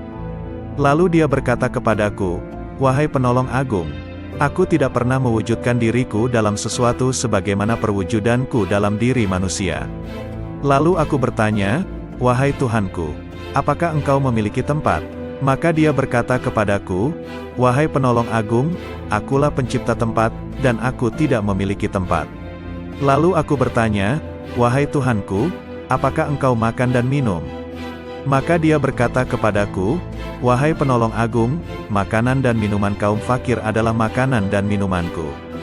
Lalu aku berkata, "Wahai Tuhanku, dari apa engkau ciptakan malaikat?" Dia berkata kepadaku, "Aku ciptakan malaikat dari cahaya manusia, dan aku ciptakan manusia dari cahayaku." Lalu dia berkata kepadaku, "Wahai penolong agung, aku jadikan manusia sebagai kendaraanku, dan aku jadikan seluruh isi alam sebagai kendaraan baginya." Lalu dia berkata kepadaku, "Wahai penolong agung, betapa indahnya aku sebagai pencari. Betapa indahnya manusia sebagai yang dicari. Betapa indahnya manusia sebagai pengendara, dan betapa indahnya alam sebagai kendaraan baginya." Lalu dia berkata kepadaku, "Wahai penolong agung, manusia adalah rahasiaku dan aku adalah rahasianya. Jika manusia menyadari kedudukannya di sisiku, maka ia akan berucap pada setiap hembusan nafasnya, 'Milik siapakah kekuasaan pada hari ini?' Lalu dia berkata kepadaku, 'Wahai penolong agung, tidaklah manusia makan sesuatu, atau minum sesuatu, dan tidaklah ia berdiri atau duduk, berbicara atau diam. Tidak pula ia melakukan suatu perbuatan, menuju sesuatu atau menjauhi sesuatu, kecuali aku ada di situ, bersemayam dalam dirinya dan menggerakkannya.' Lalu dia berkata kepadaku, 'Wahai penolong agung, tubuh manusia, jiwanya, hatinya, ruhnya, pendengarannya, penglihatannya, tangannya, kakinya, dan lidahnya, semua itu aku persembahkan kepadanya oleh diriku, untuk diriku. Dia tak lain adalah aku, dan aku bukanlah selain dia.' Lalu dia berkata kepadaku, 'Wahai penolong agung, jika engkau melihat seseorang terbakar oleh api kefakiran dan hancur karena banyaknya kebutuhan, maka dekatilah ia, karena tidak ada penghalang antara diriku dan dirinya.' Lalu dia berkata kepadaku, 'Wahai penolong agung, janganlah engkau makan sesuatu atau minum sesuatu dan janganlah engkau tidur, kecuali dengan kehadiran hati yang sadar dan mata yang awas.' Lalu dia berkata kepadaku, 'Wahai penolong agung, barang siapa terhalang dari perjalananku di dalam batin, maka ia akan diuji dengan perjalanan lahir, dan ia tidak akan semakin dekat dariku melainkan justru semakin menjauh dalam perjalanan batin.' Lalu dia berkata kepadaku, 'Wahai penolong agung, kemanunggalan ruhani merupakan keadaan yang tak dapat diungkapkan dengan kata-kata. Siapa yang percaya dengannya sebelum mengalaminya sendiri, maka ia telah kafir. Dan barang siapa menginginkan ibadah setelah mencapai keadaan wusyul, maka ia telah menyekutukan Allah Subhanahu wa Ta'ala.' Lalu dia berkata kepadaku, 'Wahai penolong agung, barang siapa memperoleh kebahagiaan azali, maka selamat atasnya, dia tidak akan terhina selamanya. Dan barang siapa memperoleh kesengsaraan azali, maka celaka baginya, dia tidak akan diterima sama sekali setelah itu.' Lalu dia berkata kepadaku, 'Wahai penolong agung, aku jadikan kefakiran dan kebutuhan sebagai kendaraan manusia. Barang siapa menaikinya, maka ia telah sampai di tempatnya sebelum menyeberangi gurun dan lembah. Lalu dia berkata kepadaku, wahai penolong agung, bila manusia mengetahui apa yang terjadi setelah kematian, tentu ia tidak menginginkan hidup di dunia ini. Dan ia akan berkata di setiap saat dan kesempatan, Tuhan, matikan aku. Lalu dia berkata kepadaku, wahai penolong agung, semua makhluk pada hari kiamat akan dihadapkan kepadaku dalam keadaan tuli, bisu dan buta, lalu merasa rugi dan menangis. Demikian alaihi wasallam. Allahumma sholli ala Muhammad. Kali ini akan dibacakan 4 kisah dialog Syekh Abdul Qadir Al-Jailani. Kisah ini diambil dari berbagai sumber kemudian dihimpun menjadi satu judul yakni 4 kisah dialog Syekh Abdul Qadir Al-Jailani yang menggetarkan hati. Berikut kisahnya. 1. Dialog dengan Malaikat Maut. Dalam ceramah di akhir bulan Rajab 546 Hijriah di Madrasah, Syekh Abdul Qadir Jailani menuturkan, Imam Junaid Al-Baghdadi rahimahullah seringkali mengatakan, apa yang dapat kuperbuat terhadap diriku? Aku ini hanya seorang hamba dan milik majikanku. Dia telah menyerahkan dirinya kepada Allah, tidak memiliki pilihan lain selain terhadapnya dan tidak mengusiknya. Junaid telah rela dengan apapun yang ditakdirkan kepadanya. Hatinya telah menjadi baik dan nafsunya telah tenang.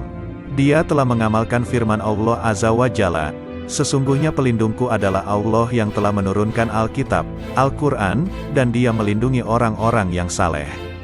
Quran Surah Al-A'raf ayat 196. Pada suatu malam, aku mengingat kematian, dan aku menangis dari awal malam hingga waktu sahur tiba. Aku berdoa, ya Tuhanku, aku mohon kepadamu agar malaikat maut tidak mencabut nyawaku, tapi Engkau sendiri yang mencabutnya. Kemudian, aku tertidur. Lalu aku bermimpi melihat seorang tua yang mengagumkan dan menawan. Dia kemudian masuk dari arah pintu, dan aku bertanya kepadanya, siapakah engkau? Lalu dia menjawab, aku malaikat maut. Aku katakan kepadanya, aku telah meminta kepada Allah agar dia sendiri yang mencabut nyawaku, bukan engkau yang akan mencabutnya. Malaikat itu balik bertanya, lalu mengapa engkau meminta hal itu, apa dosaku? Aku hanyalah hamba yang mengikuti perintah. Aku diperintahkan bersikap lemah lembut terhadap suatu kaum dan bersikap kasar kepada kaum yang lainnya. Kemudian, dia memelukku dan menangis, maka aku pun menangis bersamanya. Ahmad bin Hanbal rahimahullah berkata, betapa banyak hati yang terbakar oleh kecintaan kepada dunia, padahal di dadanya ada Al-Quran. Sementara, banyak orang saleh yang selalu bangun malam mendirikan salat malam, beramar makruf nahi munkar. Tangan mereka itu terbelenggu oleh sikap wara, sehingga meninggalkan dunia, dan keinginan mereka mencari Tuhan mereka begitu kuat. Maka, infakkan harta kalian kepada mereka itu. Sebab, di kemudian hari mereka itu akan mendapatkan kekuasaan di sisi Allah Azza wa Jalla. Dikutip dari kitab Fath Rabbani. 2. Dialog dengan Iblis. Dalam sebuah riwayat dikisahkan Syekh Abdul Qadir Jailani, seorang ulama yang sangat tinggi ilmunya, suatu malam bermunajat mendekatkan diri kepada Allah. Tiba-tiba dari sudut atas mihrab muncul cahaya yang sangat menyilaukan. Dari arah cahaya tersebut terdengar suara, wahai Abdul Qadir, aku adalah Tuhanmu. Apa yang telah aku haramkan bagimu telah aku halalkan. Syekh Abdul Qadir tertegun mendengar suara tersebut. Setelah sadar dari kekagetannya, beliau berkata dalam hati, Muhammad Sallallahu Alaihi Wasallam adalah Nabi dan Rasulullah yang terakhir, maka tidak mungkin Allah Subhanahu wa Ta'ala akan mengubah syariatnya. Kemudian Abdul Qadir yakin bahwa cahaya yang datang itu bukan suara Tuhan melainkan iblis. Lalu beliau mengucapkan ta'awuz, auzubillahi minasyaitonirrajim. Tiba-tiba cahaya itu terbakar sambil berkata, sudah banyak orang yang telah aku perdayai, tetapi engkau luput dari tipu dayaku ini. 3. Dialog dengan pemabuk. Kisah ini diriwayatkan dari Syekh Abdul Qadir Al-Jailani rahimahullah. Pada suatu saat, ketika Syekh Abdul Qadir bersama-sama santri-santrinya sedang berjalan melewati sebuah gang di kota Baghdad lama, tiba-tiba mereka bertemu dengan seorang pemabuk yang sedang terbaring di selokan di pinggir jalan. Pakaiannya kotor dan kumuh. Tanpa terduga, pemabuk itu menghentikan langkah rombongan Syekh Abdul Qadir Al-Jailani dan santri-santrinya.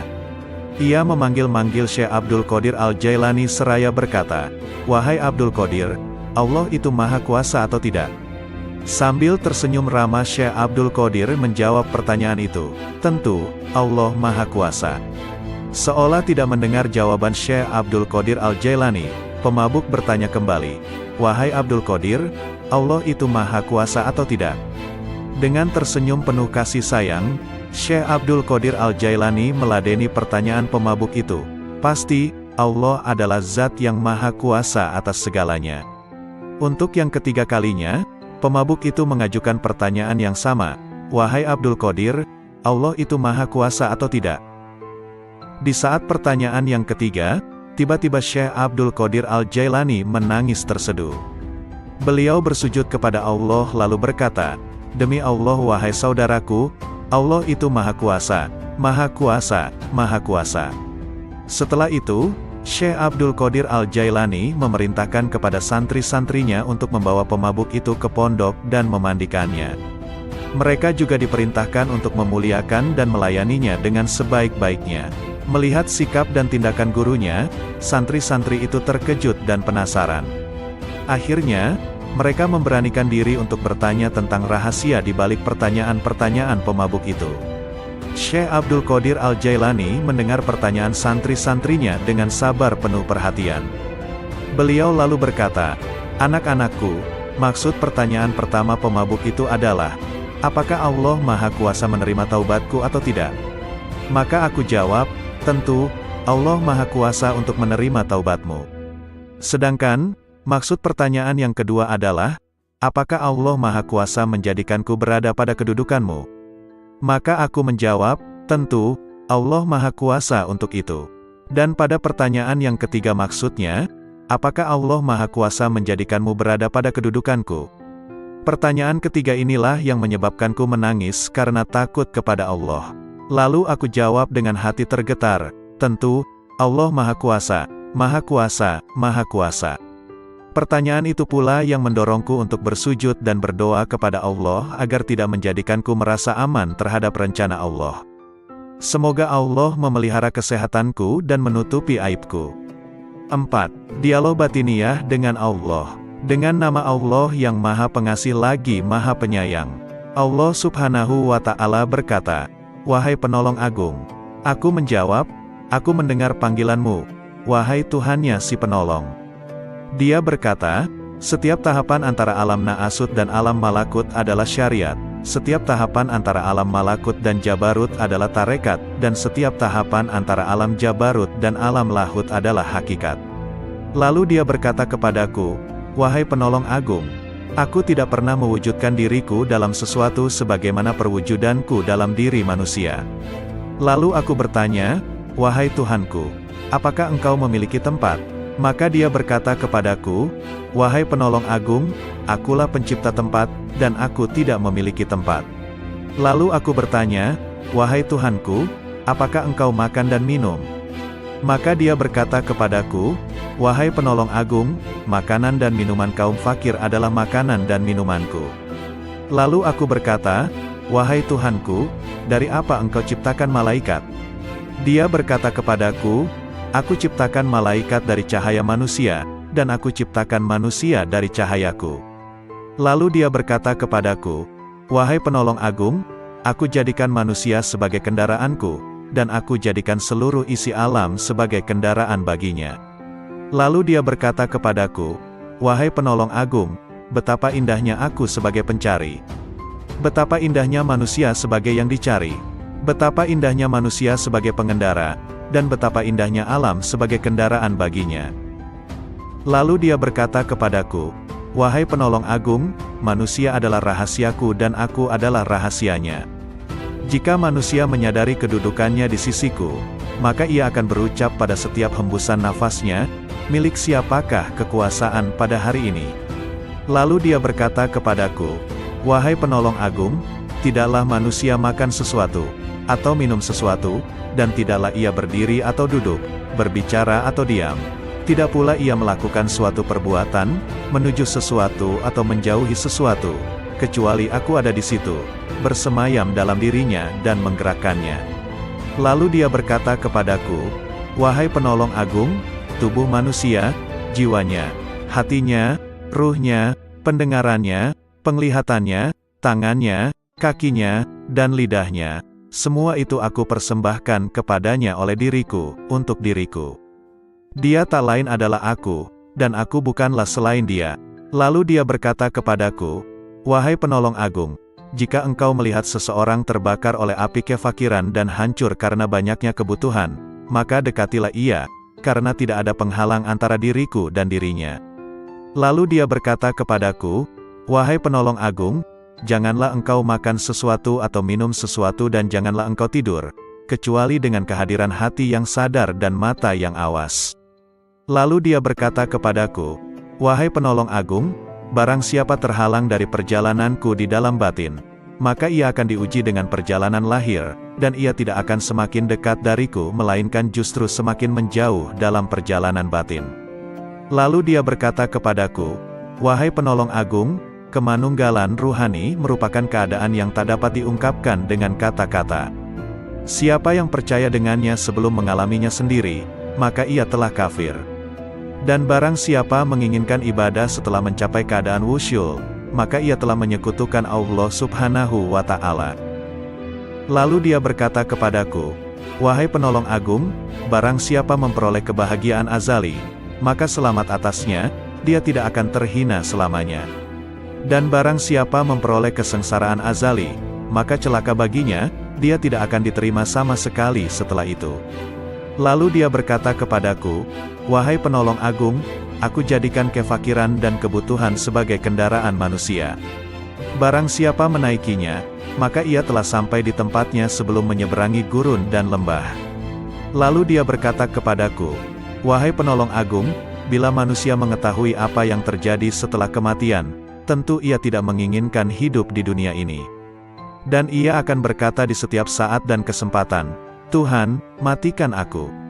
Lalu dia berkata kepadaku, 'Wahai penolong agung, semua makhluk pada hari kiamat akan dihadapkan kepadaku dalam keadaan tuli, bisu dan buta, lalu merasa rugi dan menangis. Demikian pula di dalam kubur.' Lalu dia berkata kepadaku, 'Wahai penolong agung, cinta merupakan tirai yang membatasi antara sang pencinta dan yang dicintai. Bila sang pencinta telah padam dari cintanya, berarti ia telah sampai kepada sang kekasih.' Lalu dia berkata kepadaku, 'Wahai penolong agung, aku melihat ruh-ruh menunggu di dalam jasad-jasad mereka setelah ucapannya, bukankah aku ini Tuhanmu, sampai hari kiamat?' Lalu sang penolong berkata, 'Aku melihat Tuhan yang Maha Agung,' dan dia berkata kepadaku, 'Wahai penolong agung, barang siapa bertanya kepadaku tentang melihat setelah mengetahui, berarti ia terhalang dari pengetahuan tentang melihat. Barang siapa mengira bahwa melihat tidak sama dengan mengetahui, maka berarti ia telah terperdaya oleh melihat Allah Subhanahu wa Ta'ala.' Lalu dia berkata kepadaku, 'Wahai penolong agung, orang fakir dalam pandanganku bukanlah orang yang tidak memiliki apa-apa, melainkan orang fakir adalah ia yang memegang kendali atas segala sesuatu. Bila ia berkata kepada sesuatu, jadilah, maka terjadilah ia. Lalu dia berkata kepadaku, tak ada persahabatan dan kenikmatan di dalam surga setelah kemunculanku di sana, dan tak ada kesendirian dan kebakaran di dalam neraka setelah sapaanku kepada para penghuninya. Lalu dia berkata kepadaku, 'Wahai penolong agung, aku yang paling mulia di antara semua yang mulia, dan aku yang paling penyayang di antara semua penyayang.' Lalu dia berkata kepadaku, 'Wahai penolong agung, tidurlah di sisiku tidak seperti tidurnya orang-orang awam, maka engkau akan melihatku.' Terhadap hal ini aku bertanya, 'Wahai Tuhanku, bagaimana aku tidur di sisimu?' Dia berkata, 'Dengan menjauhkan jasmani dari kesenangan, menjauhkan nafsu dari syahwat, menjauhkan hati dari pikiran dan perasaan buruk, dan menjauhkan ruh dari pandangan yang melalaikan, lalu meleburkan zatmu di dalam zat.' Lalu dia berkata kepadaku, 'Wahai penolong agung, katakan kepada sahabatmu dan pencintamu, siapa di antara kalian yang menginginkan kedekatan denganku, maka hendaklah ia memilih kefakiran, lalu kefakiran dari kefakiran. Bila kefakiran itu telah sempurna, maka tak ada lagi apapun selain aku. Lalu dia berkata, wahai penolong agung, berbahagialah jika engkau mengasihi makhluk-makhlukku, dan beruntunglah jika engkau memaafkan makhluk-makhlukku. Lalu dia berkata kepadaku, wahai penolong agung, katakan kepada pencintamu dan sahabatmu, ambillah manfaat dari doa kaum fakir, karena mereka bersamaku dan aku bersama mereka. Lalu dia berkata kepadaku, wahai penolong agung, aku bersama segala sesuatu, tempat tinggalnya, pengawasnya, dan kepadaku tempat kembalinya.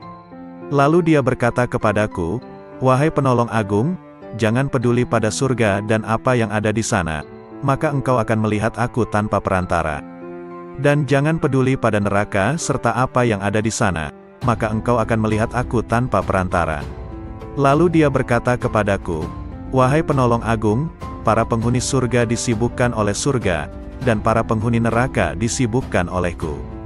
Lalu dia berkata kepadaku, wahai penolong agung, sebagian penghuni surga berlindung dari kenikmatan, sebagaimana penghuni neraka berlindung dari jilatan api. Lalu dia berkata kepadaku, wahai penolong agung, barang siapa disibukkan dengan selain aku, maka temannya adalah sabuk pada hari kiamat. Lalu dia berkata kepadaku, wahai penolong agung, orang-orang yang dekat mencari pertolongan dari kedekatan, sebagaimana orang-orang yang jauh mencari pertolongan dari kejauhan. Lalu dia berkata kepadaku, wahai penolong agung, sesungguhnya aku memiliki hamba-hamba yang bukan nabi maupun rasul, yang kedudukan mereka tidak diketahui oleh siapapun dari penghuni dunia maupun penghuni akhirat, dari penghuni surga ataupun neraka, tidak juga malaikat Malik ataupun Ridwan, dan aku tidak menjadikan mereka untuk surga maupun untuk neraka, tidak untuk pahala ataupun siksa, tidak untuk bidadari, istana maupun pelayan-pelayan mudanya. Maka beruntunglah orang yang mempercayai mereka meski belum mengenal mereka. Lalu dia berkata kepadaku, wahai penolong agung, engkau adalah salah satu dari mereka. Dan di antara tanda-tanda mereka di dunia adalah tubuh-tubuh mereka terbakar karena sedikitnya makan dan minum, nafsu mereka telah hangus dari syahwat, hati mereka telah hangus dari pikiran dan perasaan buruk, ruh-ruh mereka juga telah hangus dari pandangan yang melalaikan. Mereka adalah pemilik keabadian yang terbakar oleh cahaya perjumpaan. Lalu dia berkata kepadaku, wahai penolong agung, bila seseorang yang haus datang kepadamu di hari yang amat panas, sedangkan engkau memiliki air dingin dan engkau sedang tidak membutuhkan air, jika engkau menahan air itu baginya, maka engkau adalah orang yang paling kikir. Bagaimana aku menolak mereka dari rahmatku, padahal aku telah menetapkan atas diriku, bahwa aku paling pengasih di antara yang mengasihi. Lalu dia berkata kepadaku, wahai penolong agung, tak seorang pun dari ahli maksiat yang jauh dariku, dan tak seorang pun dari ahli ketaatan yang dekat dariku. Lalu dia berkata kepadaku, wahai penolong agung, bila seseorang dekat kepadaku, maka ia adalah dari kalangan maksiat, karena ia merasa memiliki kekurangan dan penyesalan. Lalu dia berkata kepadaku, wahai penolong agung, merasa memiliki kekurangan merupakan sumber cahaya, dan mengagumi cahaya diri sendiri merupakan sumber kegelapan. Lalu dia berkata kepadaku, wahai penolong agung, ahli maksiat akan tertutupi oleh kemaksiatannya, dan ahli taat akan tertutupi oleh ketaatannya. Dan aku memiliki hamba-hamba selain mereka, yang tidak ditimpa kesedihan maksiat dan keresahan ketaatan. Lalu dia berkata kepadaku, wahai penolong agung, sampaikan kabar gembira kepada para pendosa tentang adanya keutamaan dan kemurahan, dan sampaikan berita kepada para pengagum diri sendiri tentang adanya keadilan dan pembalasan. Lalu dia berkata kepadaku, wahai penolong agung, ahli ketaatan selalu mengingat kenikmatan, dan ahli maksiat selalu mengingat yang maha pengasih.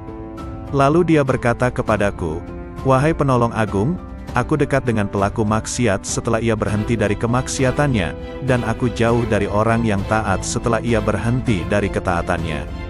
Lalu dia berkata kepadaku, wahai penolong agung, aku menciptakan orang awam namun mereka tidak mampu memandang cahaya kebesaranku, maka aku meletakkan tirai kegelapan di antara diriku dan mereka.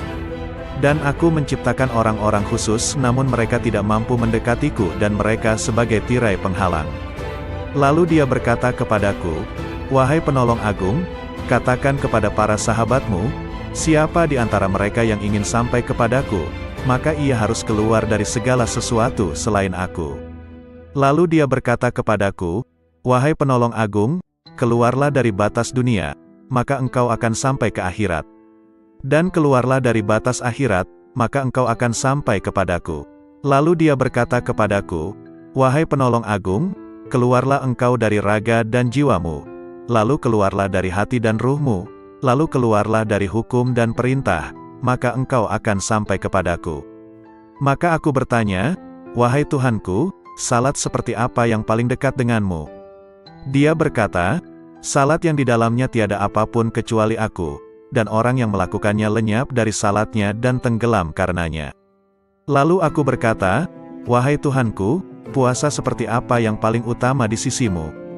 Dia berkata, "Puasa yang di dalamnya tiada apapun selain aku, dan orang yang melakukannya lenyap darinya." Lalu aku berkata, "Wahai Tuhanku, amal apa yang paling utama di sisimu?"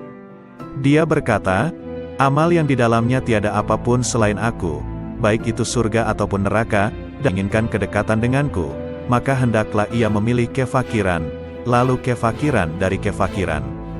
Bila kefakiran itu telah sempurna, maka tak ada lagi apapun selain aku." Lalu dia berkata, "Wahai penolong agung, berbahagialah jika engkau mengasihi makhluk-makhlukku, dan beruntunglah jika engkau memaafkan makhluk-makhlukku." Lalu dia berkata kepadaku, "Wahai penolong agung, katakan kepada pencintamu dan sahabatmu, ambillah manfaat dari doa kaum fakir, karena mereka bersamaku dan aku bersama mereka." Lalu dia berkata kepadaku, "Wahai penolong agung, aku bersama segala sesuatu, tempat tinggalnya, pengawasnya, dan kepadaku tempat kembalinya." Lalu dia berkata kepadaku, "Wahai penolong agung, jangan peduli pada surga dan apa yang ada di sana, maka engkau akan melihat aku tanpa perantara. Dan jangan peduli pada neraka serta apa yang ada di sana, maka engkau akan melihat aku tanpa perantara." Lalu dia berkata kepadaku, "Wahai penolong agung, para penghuni surga disibukkan oleh surga, dan para penghuni neraka disibukkan olehku." Lalu dia berkata kepadaku, "Wahai penolong agung, sebagian penghuni surga berlindung dari kenikmatan, sebagaimana penghuni neraka berlindung dari jilatan api." Lalu dia berkata kepadaku, "Wahai penolong agung, barang siapa disibukkan dengan selain aku, maka temannya adalah sabuk pada hari kiamat." Lalu dia berkata kepadaku, "Wahai penolong agung, orang-orang yang dekat mencari pertolongan dari kedekatan, sebagaimana orang-orang yang jauh mencari pertolongan dari kejauhan." Lalu dia berkata kepadaku, "Wahai penolong agung, sesungguhnya aku memiliki hamba-hamba yang bukan nabi maupun rasul, yang kedudukan mereka tidak diketahui oleh siapapun dari penghuni dunia maupun penghuni akhirat, dari penghuni surga ataupun neraka, tidak juga malaikat Malik ataupun Ridwan, dan aku tidak menjadikan mereka untuk surga maupun untuk neraka, tidak untuk pahala ataupun siksa, tidak untuk bidadari, istana maupun pelayan-pelayan mudanya. Maka beruntunglah orang yang mempercayai mereka meski belum mengenal mereka." Lalu dia berkata kepadaku, "Wahai penolong agung, engkau adalah salah satu dari mereka. Dan di antara tanda-tanda mereka di dunia adalah tubuh-tubuh mereka terbakar karena sedikitnya makan dan minum, nafsu mereka telah hangus dari syahwat, hati mereka telah hangus dari pikiran dan perasaan buruk, ruh-ruh mereka juga telah hangus dari pandangan yang melalaikan. Mereka adalah pemilik keabadian yang terbakar oleh cahaya perjumpaan." Lalu dia berkata kepadaku, "Wahai penolong agung, bila seseorang yang haus datang kepadamu di hari yang amat panas, sedangkan engkau memiliki air dingin dan engkau sedang tidak membutuhkan air, jika engkau menahan air itu baginya, maka engkau adalah orang yang paling kikir. Bagaimana aku menolak mereka dari rahmatku, padahal aku telah menetapkan atas diriku, bahwa aku paling pengasih di antara yang mengasihi." Lalu dia berkata kepadaku, "Wahai penolong agung, tak seorang pun dari ahli maksiat yang jauh dariku, dan tak seorang pun dari ahli ketaatan yang dekat dariku." Lalu dia berkata kepadaku, "Wahai penolong agung, bila seseorang dekat kepadaku, maka ia adalah dari kalangan maksiat, karena ia merasa memiliki kekurangan dan penyesalan." Lalu dia berkata kepadaku, wahai penolong agung, merasa memiliki kekurangan merupakan sumber cahaya, dan mengagumi cahaya diri sendiri merupakan sumber kegelapan. Lalu dia berkata kepadaku, wahai penolong agung, ahli maksiat akan tertutupi oleh kemaksiatannya, dan ahli taat akan tertutupi oleh ketaatannya. Dan aku memiliki hamba-hamba selain mereka, yang tidak ditimpa kesedihan maksiat dan keresahan ketaatan. Lalu dia berkata kepadaku, wahai penolong agung, sampaikan kabar gembira kepada para pendosa tentang adanya keutamaan dan kemurahan, dan sampaikan berita kepada para pengagum diri sendiri tentang adanya keadilan dan pembalasan. Lalu dia berkata kepadaku, wahai penolong agung, ahli ketaatan selalu mengingat kenikmatan, dan ahli maksiat selalu mengingat yang maha pengasih. Lalu dia berkata kepadaku, wahai penolong agung, aku dekat dengan pelaku maksiat setelah ia berhenti dari kemaksiatannya, dan aku jauh dari orang yang taat setelah ia berhenti dari ketaatannya. Lalu dia berkata kepadaku, wahai penolong agung, aku menciptakan orang awam namun mereka tidak mampu memandang cahaya kebesaranku, maka aku meletakkan tirai kegelapan di antara diriku dan mereka. Dan aku menciptakan orang-orang khusus namun mereka tidak mampu mendekatiku dan mereka sebagai tirai penghalang. Lalu dia berkata kepadaku, wahai penolong agung, katakan kepada para sahabatmu, siapa di antara mereka yang ingin sampai kepadaku, maka ia harus keluar dari segala sesuatu selain aku. Lalu dia berkata kepadaku, wahai penolong agung, keluarlah dari batas dunia, maka engkau akan sampai ke akhirat. Dan keluarlah dari batas akhirat, maka engkau akan sampai kepadaku. Lalu dia berkata kepadaku, wahai penolong agung, keluarlah engkau dari raga dan jiwamu, lalu keluarlah dari hati dan ruhmu, lalu keluarlah dari hukum dan perintah, maka engkau akan sampai kepadaku. Maka aku bertanya, wahai Tuhanku, salat seperti apa yang paling dekat denganmu? Dia berkata, salat yang di dalamnya tiada apapun kecuali aku, dan orang yang melakukannya lenyap dari salatnya dan tenggelam karenanya. Lalu aku berkata, wahai Tuhanku, puasa seperti apa yang paling utama di sisimu? Dia berkata, puasa yang di dalamnya tiada apapun selain aku, dan orang yang melakukannya lenyap darinya. Lalu aku berkata, wahai Tuhanku, amal apa yang paling utama di sisimu? Dia berkata, amal yang di dalamnya tiada apapun selain aku, baik itu surga ataupun neraka, dan pelakunya lenyap darinya. Lalu aku berkata, wahai Tuhanku, tangisan seperti apa yang paling utama di sisimu? Dia berkata, tangisan orang-orang yang tertawa. Lalu aku berkata, wahai Tuhanku, tertawa seperti apa yang paling utama di sisimu? Dia berkata, tertawanya orang-orang yang menangis karena bertobat.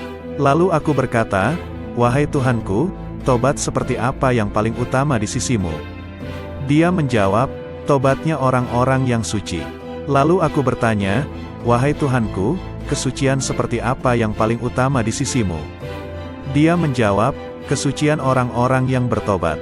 Lalu dia berkata kepadaku, wahai penolong agung, pencari ilmu di mataku tidak mempunyai jalan kecuali setelah ia mengakui kebodohannya, karena jika ia tidak melepaskan ilmu yang ada padanya, ia akan menjadi setan. Berkatalah sang penolong agung, aku bertemu Tuhanku subhanahu wa ta'ala dan aku bertanya kepadanya, wahai Tuhan, apa makna kerinduan? Dia menjawab, wahai penolong agung, engkau mesti merindukanku dan mengosongkan hatimu dari selain aku. Lalu dia berkata kepadaku, wahai penolong agung, jika engkau mengerti bentuk kerinduan maka engkau harus lenyap dari kerinduan, karena ia merupakan penghalang antara si perindu dan yang dirindukan. Lalu dia berkata kepadaku, wahai penolong agung, bila engkau berniat melakukan tobat, maka pertama kali engkau harus bertobat dari nafsu, lalu mengeluarkan pikiran dan perasaan buruk dari hati dengan mengusir kegelisahan dosa, maka engkau akan sampai kepadaku. Dan hendaknya engkau bersabar, karena bila tidak bersabar berarti engkau hanya bermain-main belaka.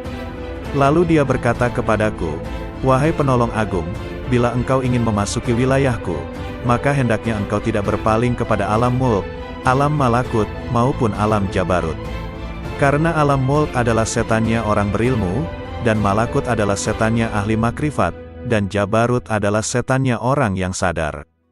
Siapa yang puas dengan salah satu dari ketiganya, maka ia akan terusir dari sisiku. Dan dia berkata kepadaku, wahai penolong agung, perjuangan spiritual adalah salah satu lautan di samudera penyaksian dan telah dipilih oleh orang-orang yang sadar. Barang siapa hendak masuk ke samudera musyahadah, maka ia harus memilih mujahadah, karena mujahadah merupakan benih dari musyahadah dan musyahadah tanpa mujahadah adalah mustahil. Barang siapa telah memilih mujahadah, maka ia akan mengalami musyahadah, dikehendaki atau tidak dikehendaki. Dan dia berkata kepadaku, wahai penolong agung, para pencari jalan spiritual tidak dapat berjalan tanpa mujahadah, sebagaimana mereka tak dapat melakukannya tanpa aku. Dan dia berkata kepadaku, wahai penolong agung, sesungguhnya hamba yang paling kucintai adalah hamba yang mempunyai ayah dan anak tetapi hatinya kosong dari keduanya. Jika ayahnya meninggal, ia tidak sedih karenanya, dan jika anaknya pun meninggal, ia pun tidak gundah karenanya. Jika seorang hamba telah mencapai tingkat seperti ini, maka di sisiku tanpa ayah dan tanpa anak, dan tak ada bandingan baginya. Dan dia berkata kepadaku, wahai penolong agung, siapa yang tidak merasakan lenyapnya seorang ayah karena kecintaan kepadaku dan lenyapnya seorang anak karena kecintaan kepadaku, maka ia tak akan merasakan lezatnya kesendirian dan ketunggalan. Dia juga berkata kepadaku, wahai penolong agung, bila engkau ingin memandangku di setiap tempat, maka engkau harus memilih hati resah yang kosong dari selain aku. Lalu aku bertanya, Tuhanku, apa ilmunya ilmu itu? Dia menjawab, ilmunya ilmu adalah ketidaktahuan akan ilmu. Dan dia berkata kepadaku, wahai penolong agung, berbahagialah seorang hamba yang hatinya condong kepada mujahadah, dan celakalah bagi hamba yang hatinya condong kepada syahwat. Lalu aku bertanya kepada Tuhanku subhanahu wa ta'ala tentang Miraj. Dia berkata, Miraj adalah naik meninggalkan segala sesuatu kecuali aku, dan kesempurnaan Miraj adalah pandangan tidak berpaling dan tidak pula melampauinya. Lalu dia berkata kepadaku, wahai penolong agung, tidak ada salat bagi orang yang tidak melakukan miraj kepadaku.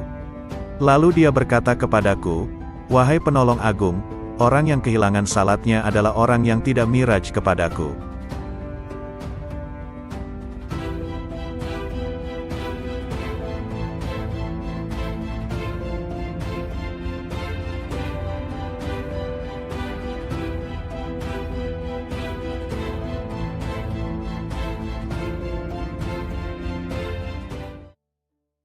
Assalamualaikum warahmatullahi wabarakatuh. Salawat dan salam kita haturkan kepada junjungan kita Nabi besar Muhammad sallallahu alaihi wasallam. Allahumma sholli ala Muhammad. Kali ini akan dibacakan 4 kisah dialog Syekh Abdul Qadir Al-Jailani. Kisah ini diambil dari berbagai sumber kemudian dihimpun menjadi satu judul yakni 4 kisah dialog Syekh Abdul Qadir Al-Jailani yang menggetarkan hati. Berikut kisahnya. 1. Dialog dengan Malaikat Maut. Dalam ceramah di akhir bulan Rajab 546 Hijriyah di Madrasah, Syekh Abdul Qadir Jailani menuturkan, Imam Junaid Al-Baghdadi rahimahullah seringkali mengatakan, apa yang dapat ku perbuat terhadap diriku? Aku ini hanya seorang hamba dan milik majikanku. Dia telah menyerahkan dirinya kepada Allah, tidak memiliki pilihan lain selain terhadapnya dan tidak mengusiknya. Junaid telah rela dengan apapun yang ditakdirkan kepadanya. Hatinya telah menjadi baik dan nafsunya telah tenang. Dia telah mengamalkan firman Allah Azza wa Jalla, sesungguhnya pelindungku adalah Allah yang telah menurunkan Alkitab, Al-Quran, dan dia melindungi orang-orang yang saleh. Quran Surah Al-A'raf ayat 196. Pada suatu malam, aku mengingat kematian, dan aku menangis dari awal malam hingga waktu sahur tiba. Aku berdoa, ya Tuhanku, aku mohon kepadamu agar malaikat maut tidak mencabut nyawaku, tapi engkau sendiri yang mencabutnya. Kemudian, aku tertidur, lalu aku bermimpi melihat seorang tua yang mengagumkan dan menawan. Dia kemudian masuk dari arah pintu, dan aku bertanya kepadanya, siapakah engkau? Lalu dia menjawab, aku malaikat maut. Aku katakan kepadanya, aku telah meminta kepada Allah agar dia sendiri yang mencabut nyawaku, bukan engkau yang akan mencabutnya. Malaikat itu balik bertanya, lalu mengapa engkau meminta hal itu, apa dosaku? Aku hanyalah hamba yang mengikuti perintah. Aku diperintahkan bersikap lemah lembut terhadap suatu kaum dan bersikap kasar kepada kaum yang lainnya. Kemudian, dia memelukku dan menangis, maka aku pun menangis bersamanya. Ahmad bin Hanbal rahimahullah berkata, betapa banyak hati yang terbakar oleh kecintaan kepada dunia, padahal di dadanya ada Al-Quran. Sementara, banyak orang saleh yang selalu bangun malam mendirikan salat malam, beramar makruf nahi munkar. Tangan mereka itu terbelenggu oleh sikap wara, sehingga meninggalkan dunia, dan keinginan mereka mencari Tuhan mereka begitu kuat. Maka, infakkan harta kalian kepada mereka itu. Sebab, di kemudian hari mereka itu akan mendapatkan kekuasaan di sisi Allah Azza wa Jalla. Dikutip dari kitab Fath Rabbani. 2. Dialog dengan Iblis. Dalam sebuah riwayat dikisahkan Syekh Abdul Qadir Jailani, seorang ulama yang sangat tinggi ilmunya, suatu malam bermunajat mendekatkan diri kepada Allah. Tiba-tiba dari sudut atas mihrab muncul cahaya yang sangat menyilaukan. Dari arah cahaya tersebut terdengar suara, "Wahai Abdul Qadir, aku adalah Tuhanmu. Apa yang telah aku haramkan bagimu telah aku halalkan." Syekh Abdul Qadir tertegun mendengar suara tersebut. Setelah sadar dari kekagetannya, beliau berkata dalam hati, Muhammad Sallallahu Alaihi Wasallam adalah Nabi dan Rasulullah yang terakhir, maka tidak mungkin Allah Subhanahu wa Ta'ala akan mengubah syariatnya. Kemudian Abdul Qadir yakin bahwa cahaya yang datang itu bukan suara Tuhan melainkan iblis. Lalu beliau mengucapkan ta'awuz, auzubillahi minasyaitonirrajim. Tiba-tiba cahaya itu terbakar sambil berkata, sudah banyak orang yang telah aku perdayai, tetapi engkau luput dari tipu dayaku ini. 3. Dialog dengan pemabuk. Kisah ini diriwayatkan dari Syekh Abdul Qadir Al-Jailani rahimahullah. Pada suatu saat, ketika Syekh Abdul Qadir bersama-sama santri-santrinya sedang berjalan melewati sebuah gang di kota Baghdad lama, tiba-tiba mereka bertemu dengan seorang pemabuk yang sedang terbaring di selokan di pinggir jalan. Pakaiannya kotor dan kumuh. Tanpa terduga, pemabuk itu menghentikan langkah rombongan Syekh Abdul Qadir Al-Jailani dan santri-santrinya. Ia memanggil-manggil Syekh Abdul Qadir Al-Jailani seraya berkata, "Wahai Abdul Qadir, Allah itu Maha Kuasa atau tidak?" Sambil tersenyum ramah Syekh Abdul Qadir menjawab pertanyaan itu, "Tentu, Allah Maha Kuasa." Seolah tidak mendengar jawaban Syekh Abdul Qadir Al-Jailani, pemabuk bertanya kembali, "Wahai Abdul Qadir, Allah itu Maha Kuasa atau tidak?" Dengan tersenyum penuh kasih sayang, Syekh Abdul Qadir Al-Jailani meladeni pertanyaan pemabuk itu. Pasti, Allah adalah zat yang maha kuasa atas segalanya. Untuk yang ketiga kalinya, pemabuk itu mengajukan pertanyaan yang sama. Wahai Abdul Qadir, Allah itu maha kuasa atau tidak? Di saat pertanyaan yang ketiga, tiba-tiba Syekh Abdul Qadir Al-Jailani menangis terseduh. Beliau bersujud kepada Allah lalu berkata, "Demi Allah wahai saudaraku, Allah itu Maha Kuasa, Maha Kuasa, Maha Kuasa." Setelah itu, Syekh Abdul Qadir Al-Jailani memerintahkan kepada santri-santrinya untuk membawa pemabuk itu ke pondok dan memandikannya. Mereka juga diperintahkan untuk memuliakan dan melayaninya dengan sebaik-baiknya. Melihat sikap dan tindakan gurunya, santri-santri itu terkejut dan penasaran. Akhirnya, mereka memberanikan diri untuk bertanya tentang rahasia di balik pertanyaan-pertanyaan pemabuk itu. Syekh Abdul Qadir Al-Jailani mendengar pertanyaan santri-santrinya dengan sabar penuh perhatian. Beliau lalu berkata, "Anak-anakku, maksud pertanyaan pertama pemabuk itu adalah, apakah Allah Maha Kuasa menerima taubatku atau tidak?" Maka aku jawab, "Tentu, Allah Maha Kuasa untuk menerima taubatmu." Sedangkan, maksud pertanyaan yang kedua adalah, apakah Allah Maha Kuasa menjadikanku berada pada kedudukanmu? Maka aku menjawab, tentu, Allah Maha Kuasa untuk itu. Dan pada pertanyaan yang ketiga maksudnya, apakah Allah Maha Kuasa menjadikanmu berada pada kedudukanku? Pertanyaan ketiga inilah yang menyebabkanku menangis karena takut kepada Allah. Lalu aku jawab dengan hati tergetar, tentu, Allah Maha Kuasa, Maha Kuasa, Maha Kuasa. Pertanyaan itu pula yang mendorongku untuk bersujud dan berdoa kepada Allah agar tidak menjadikanku merasa aman terhadap rencana Allah. Semoga Allah memelihara kesehatanku dan menutupi aibku. 4. Dialog batiniah dengan Allah. Dengan nama Allah yang Maha Pengasih lagi Maha Penyayang. Allah Subhanahu wa Ta'ala berkata, "Wahai penolong agung." Aku menjawab, "Aku mendengar panggilanmu, wahai Tuhannya si penolong." Dia berkata, "Setiap tahapan antara alam Na'asut dan alam Malakut adalah syariat. Setiap tahapan antara alam Malakut dan Jabarut adalah tarekat, dan setiap tahapan antara alam Jabarut dan alam Lahut adalah hakikat." Lalu dia berkata kepadaku, "Wahai penolong agung, aku tidak pernah mewujudkan diriku dalam sesuatu sebagaimana perwujudanku dalam diri manusia." Lalu aku bertanya, "Wahai Tuhanku, apakah engkau memiliki tempat?" Maka dia berkata kepadaku, "Wahai penolong agung, akulah pencipta tempat, dan aku tidak memiliki tempat." Lalu aku bertanya, "Wahai Tuhanku, apakah engkau makan dan minum?" Maka dia berkata kepadaku, "Wahai penolong agung, makanan dan minuman kaum fakir adalah makanan dan minumanku." Lalu aku berkata, "Wahai Tuhanku, dari apa engkau ciptakan malaikat?" Dia berkata kepadaku, "Aku ciptakan malaikat dari cahaya manusia, dan aku ciptakan manusia dari cahayaku."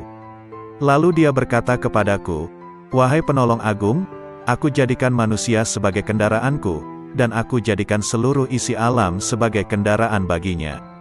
Lalu dia berkata kepadaku, "Wahai penolong agung, betapa indahnya aku sebagai pencari. Betapa indahnya manusia sebagai yang dicari. Betapa indahnya manusia sebagai pengendara, dan betapa indahnya alam sebagai kendaraan baginya." Lalu dia berkata kepadaku, "Wahai penolong agung, manusia adalah rahasiaku dan aku adalah rahasianya. Jika manusia menyadari kedudukannya di sisiku, maka ia akan berucap pada setiap hembusan nafasnya, 'Milik siapakah kekuasaan?' Maka ia telah sampai di tempatnya sebelum menyeberangi gurun dan lembah." Lalu dia berkata kepadaku, "Wahai penolong agung, bila manusia mengetahui apa yang terjadi setelah kematian, tentu ia tidak menginginkan hidup di dunia ini. Dan ia akan berkata di setiap saat dan kesempatan, 'Tuhan, matikan aku.'" Lalu dia berkata kepadaku, "Wahai penolong agung, semua makhluk pada hari kiamat akan dihadapkan kepadaku dalam keadaan tuli, bisu,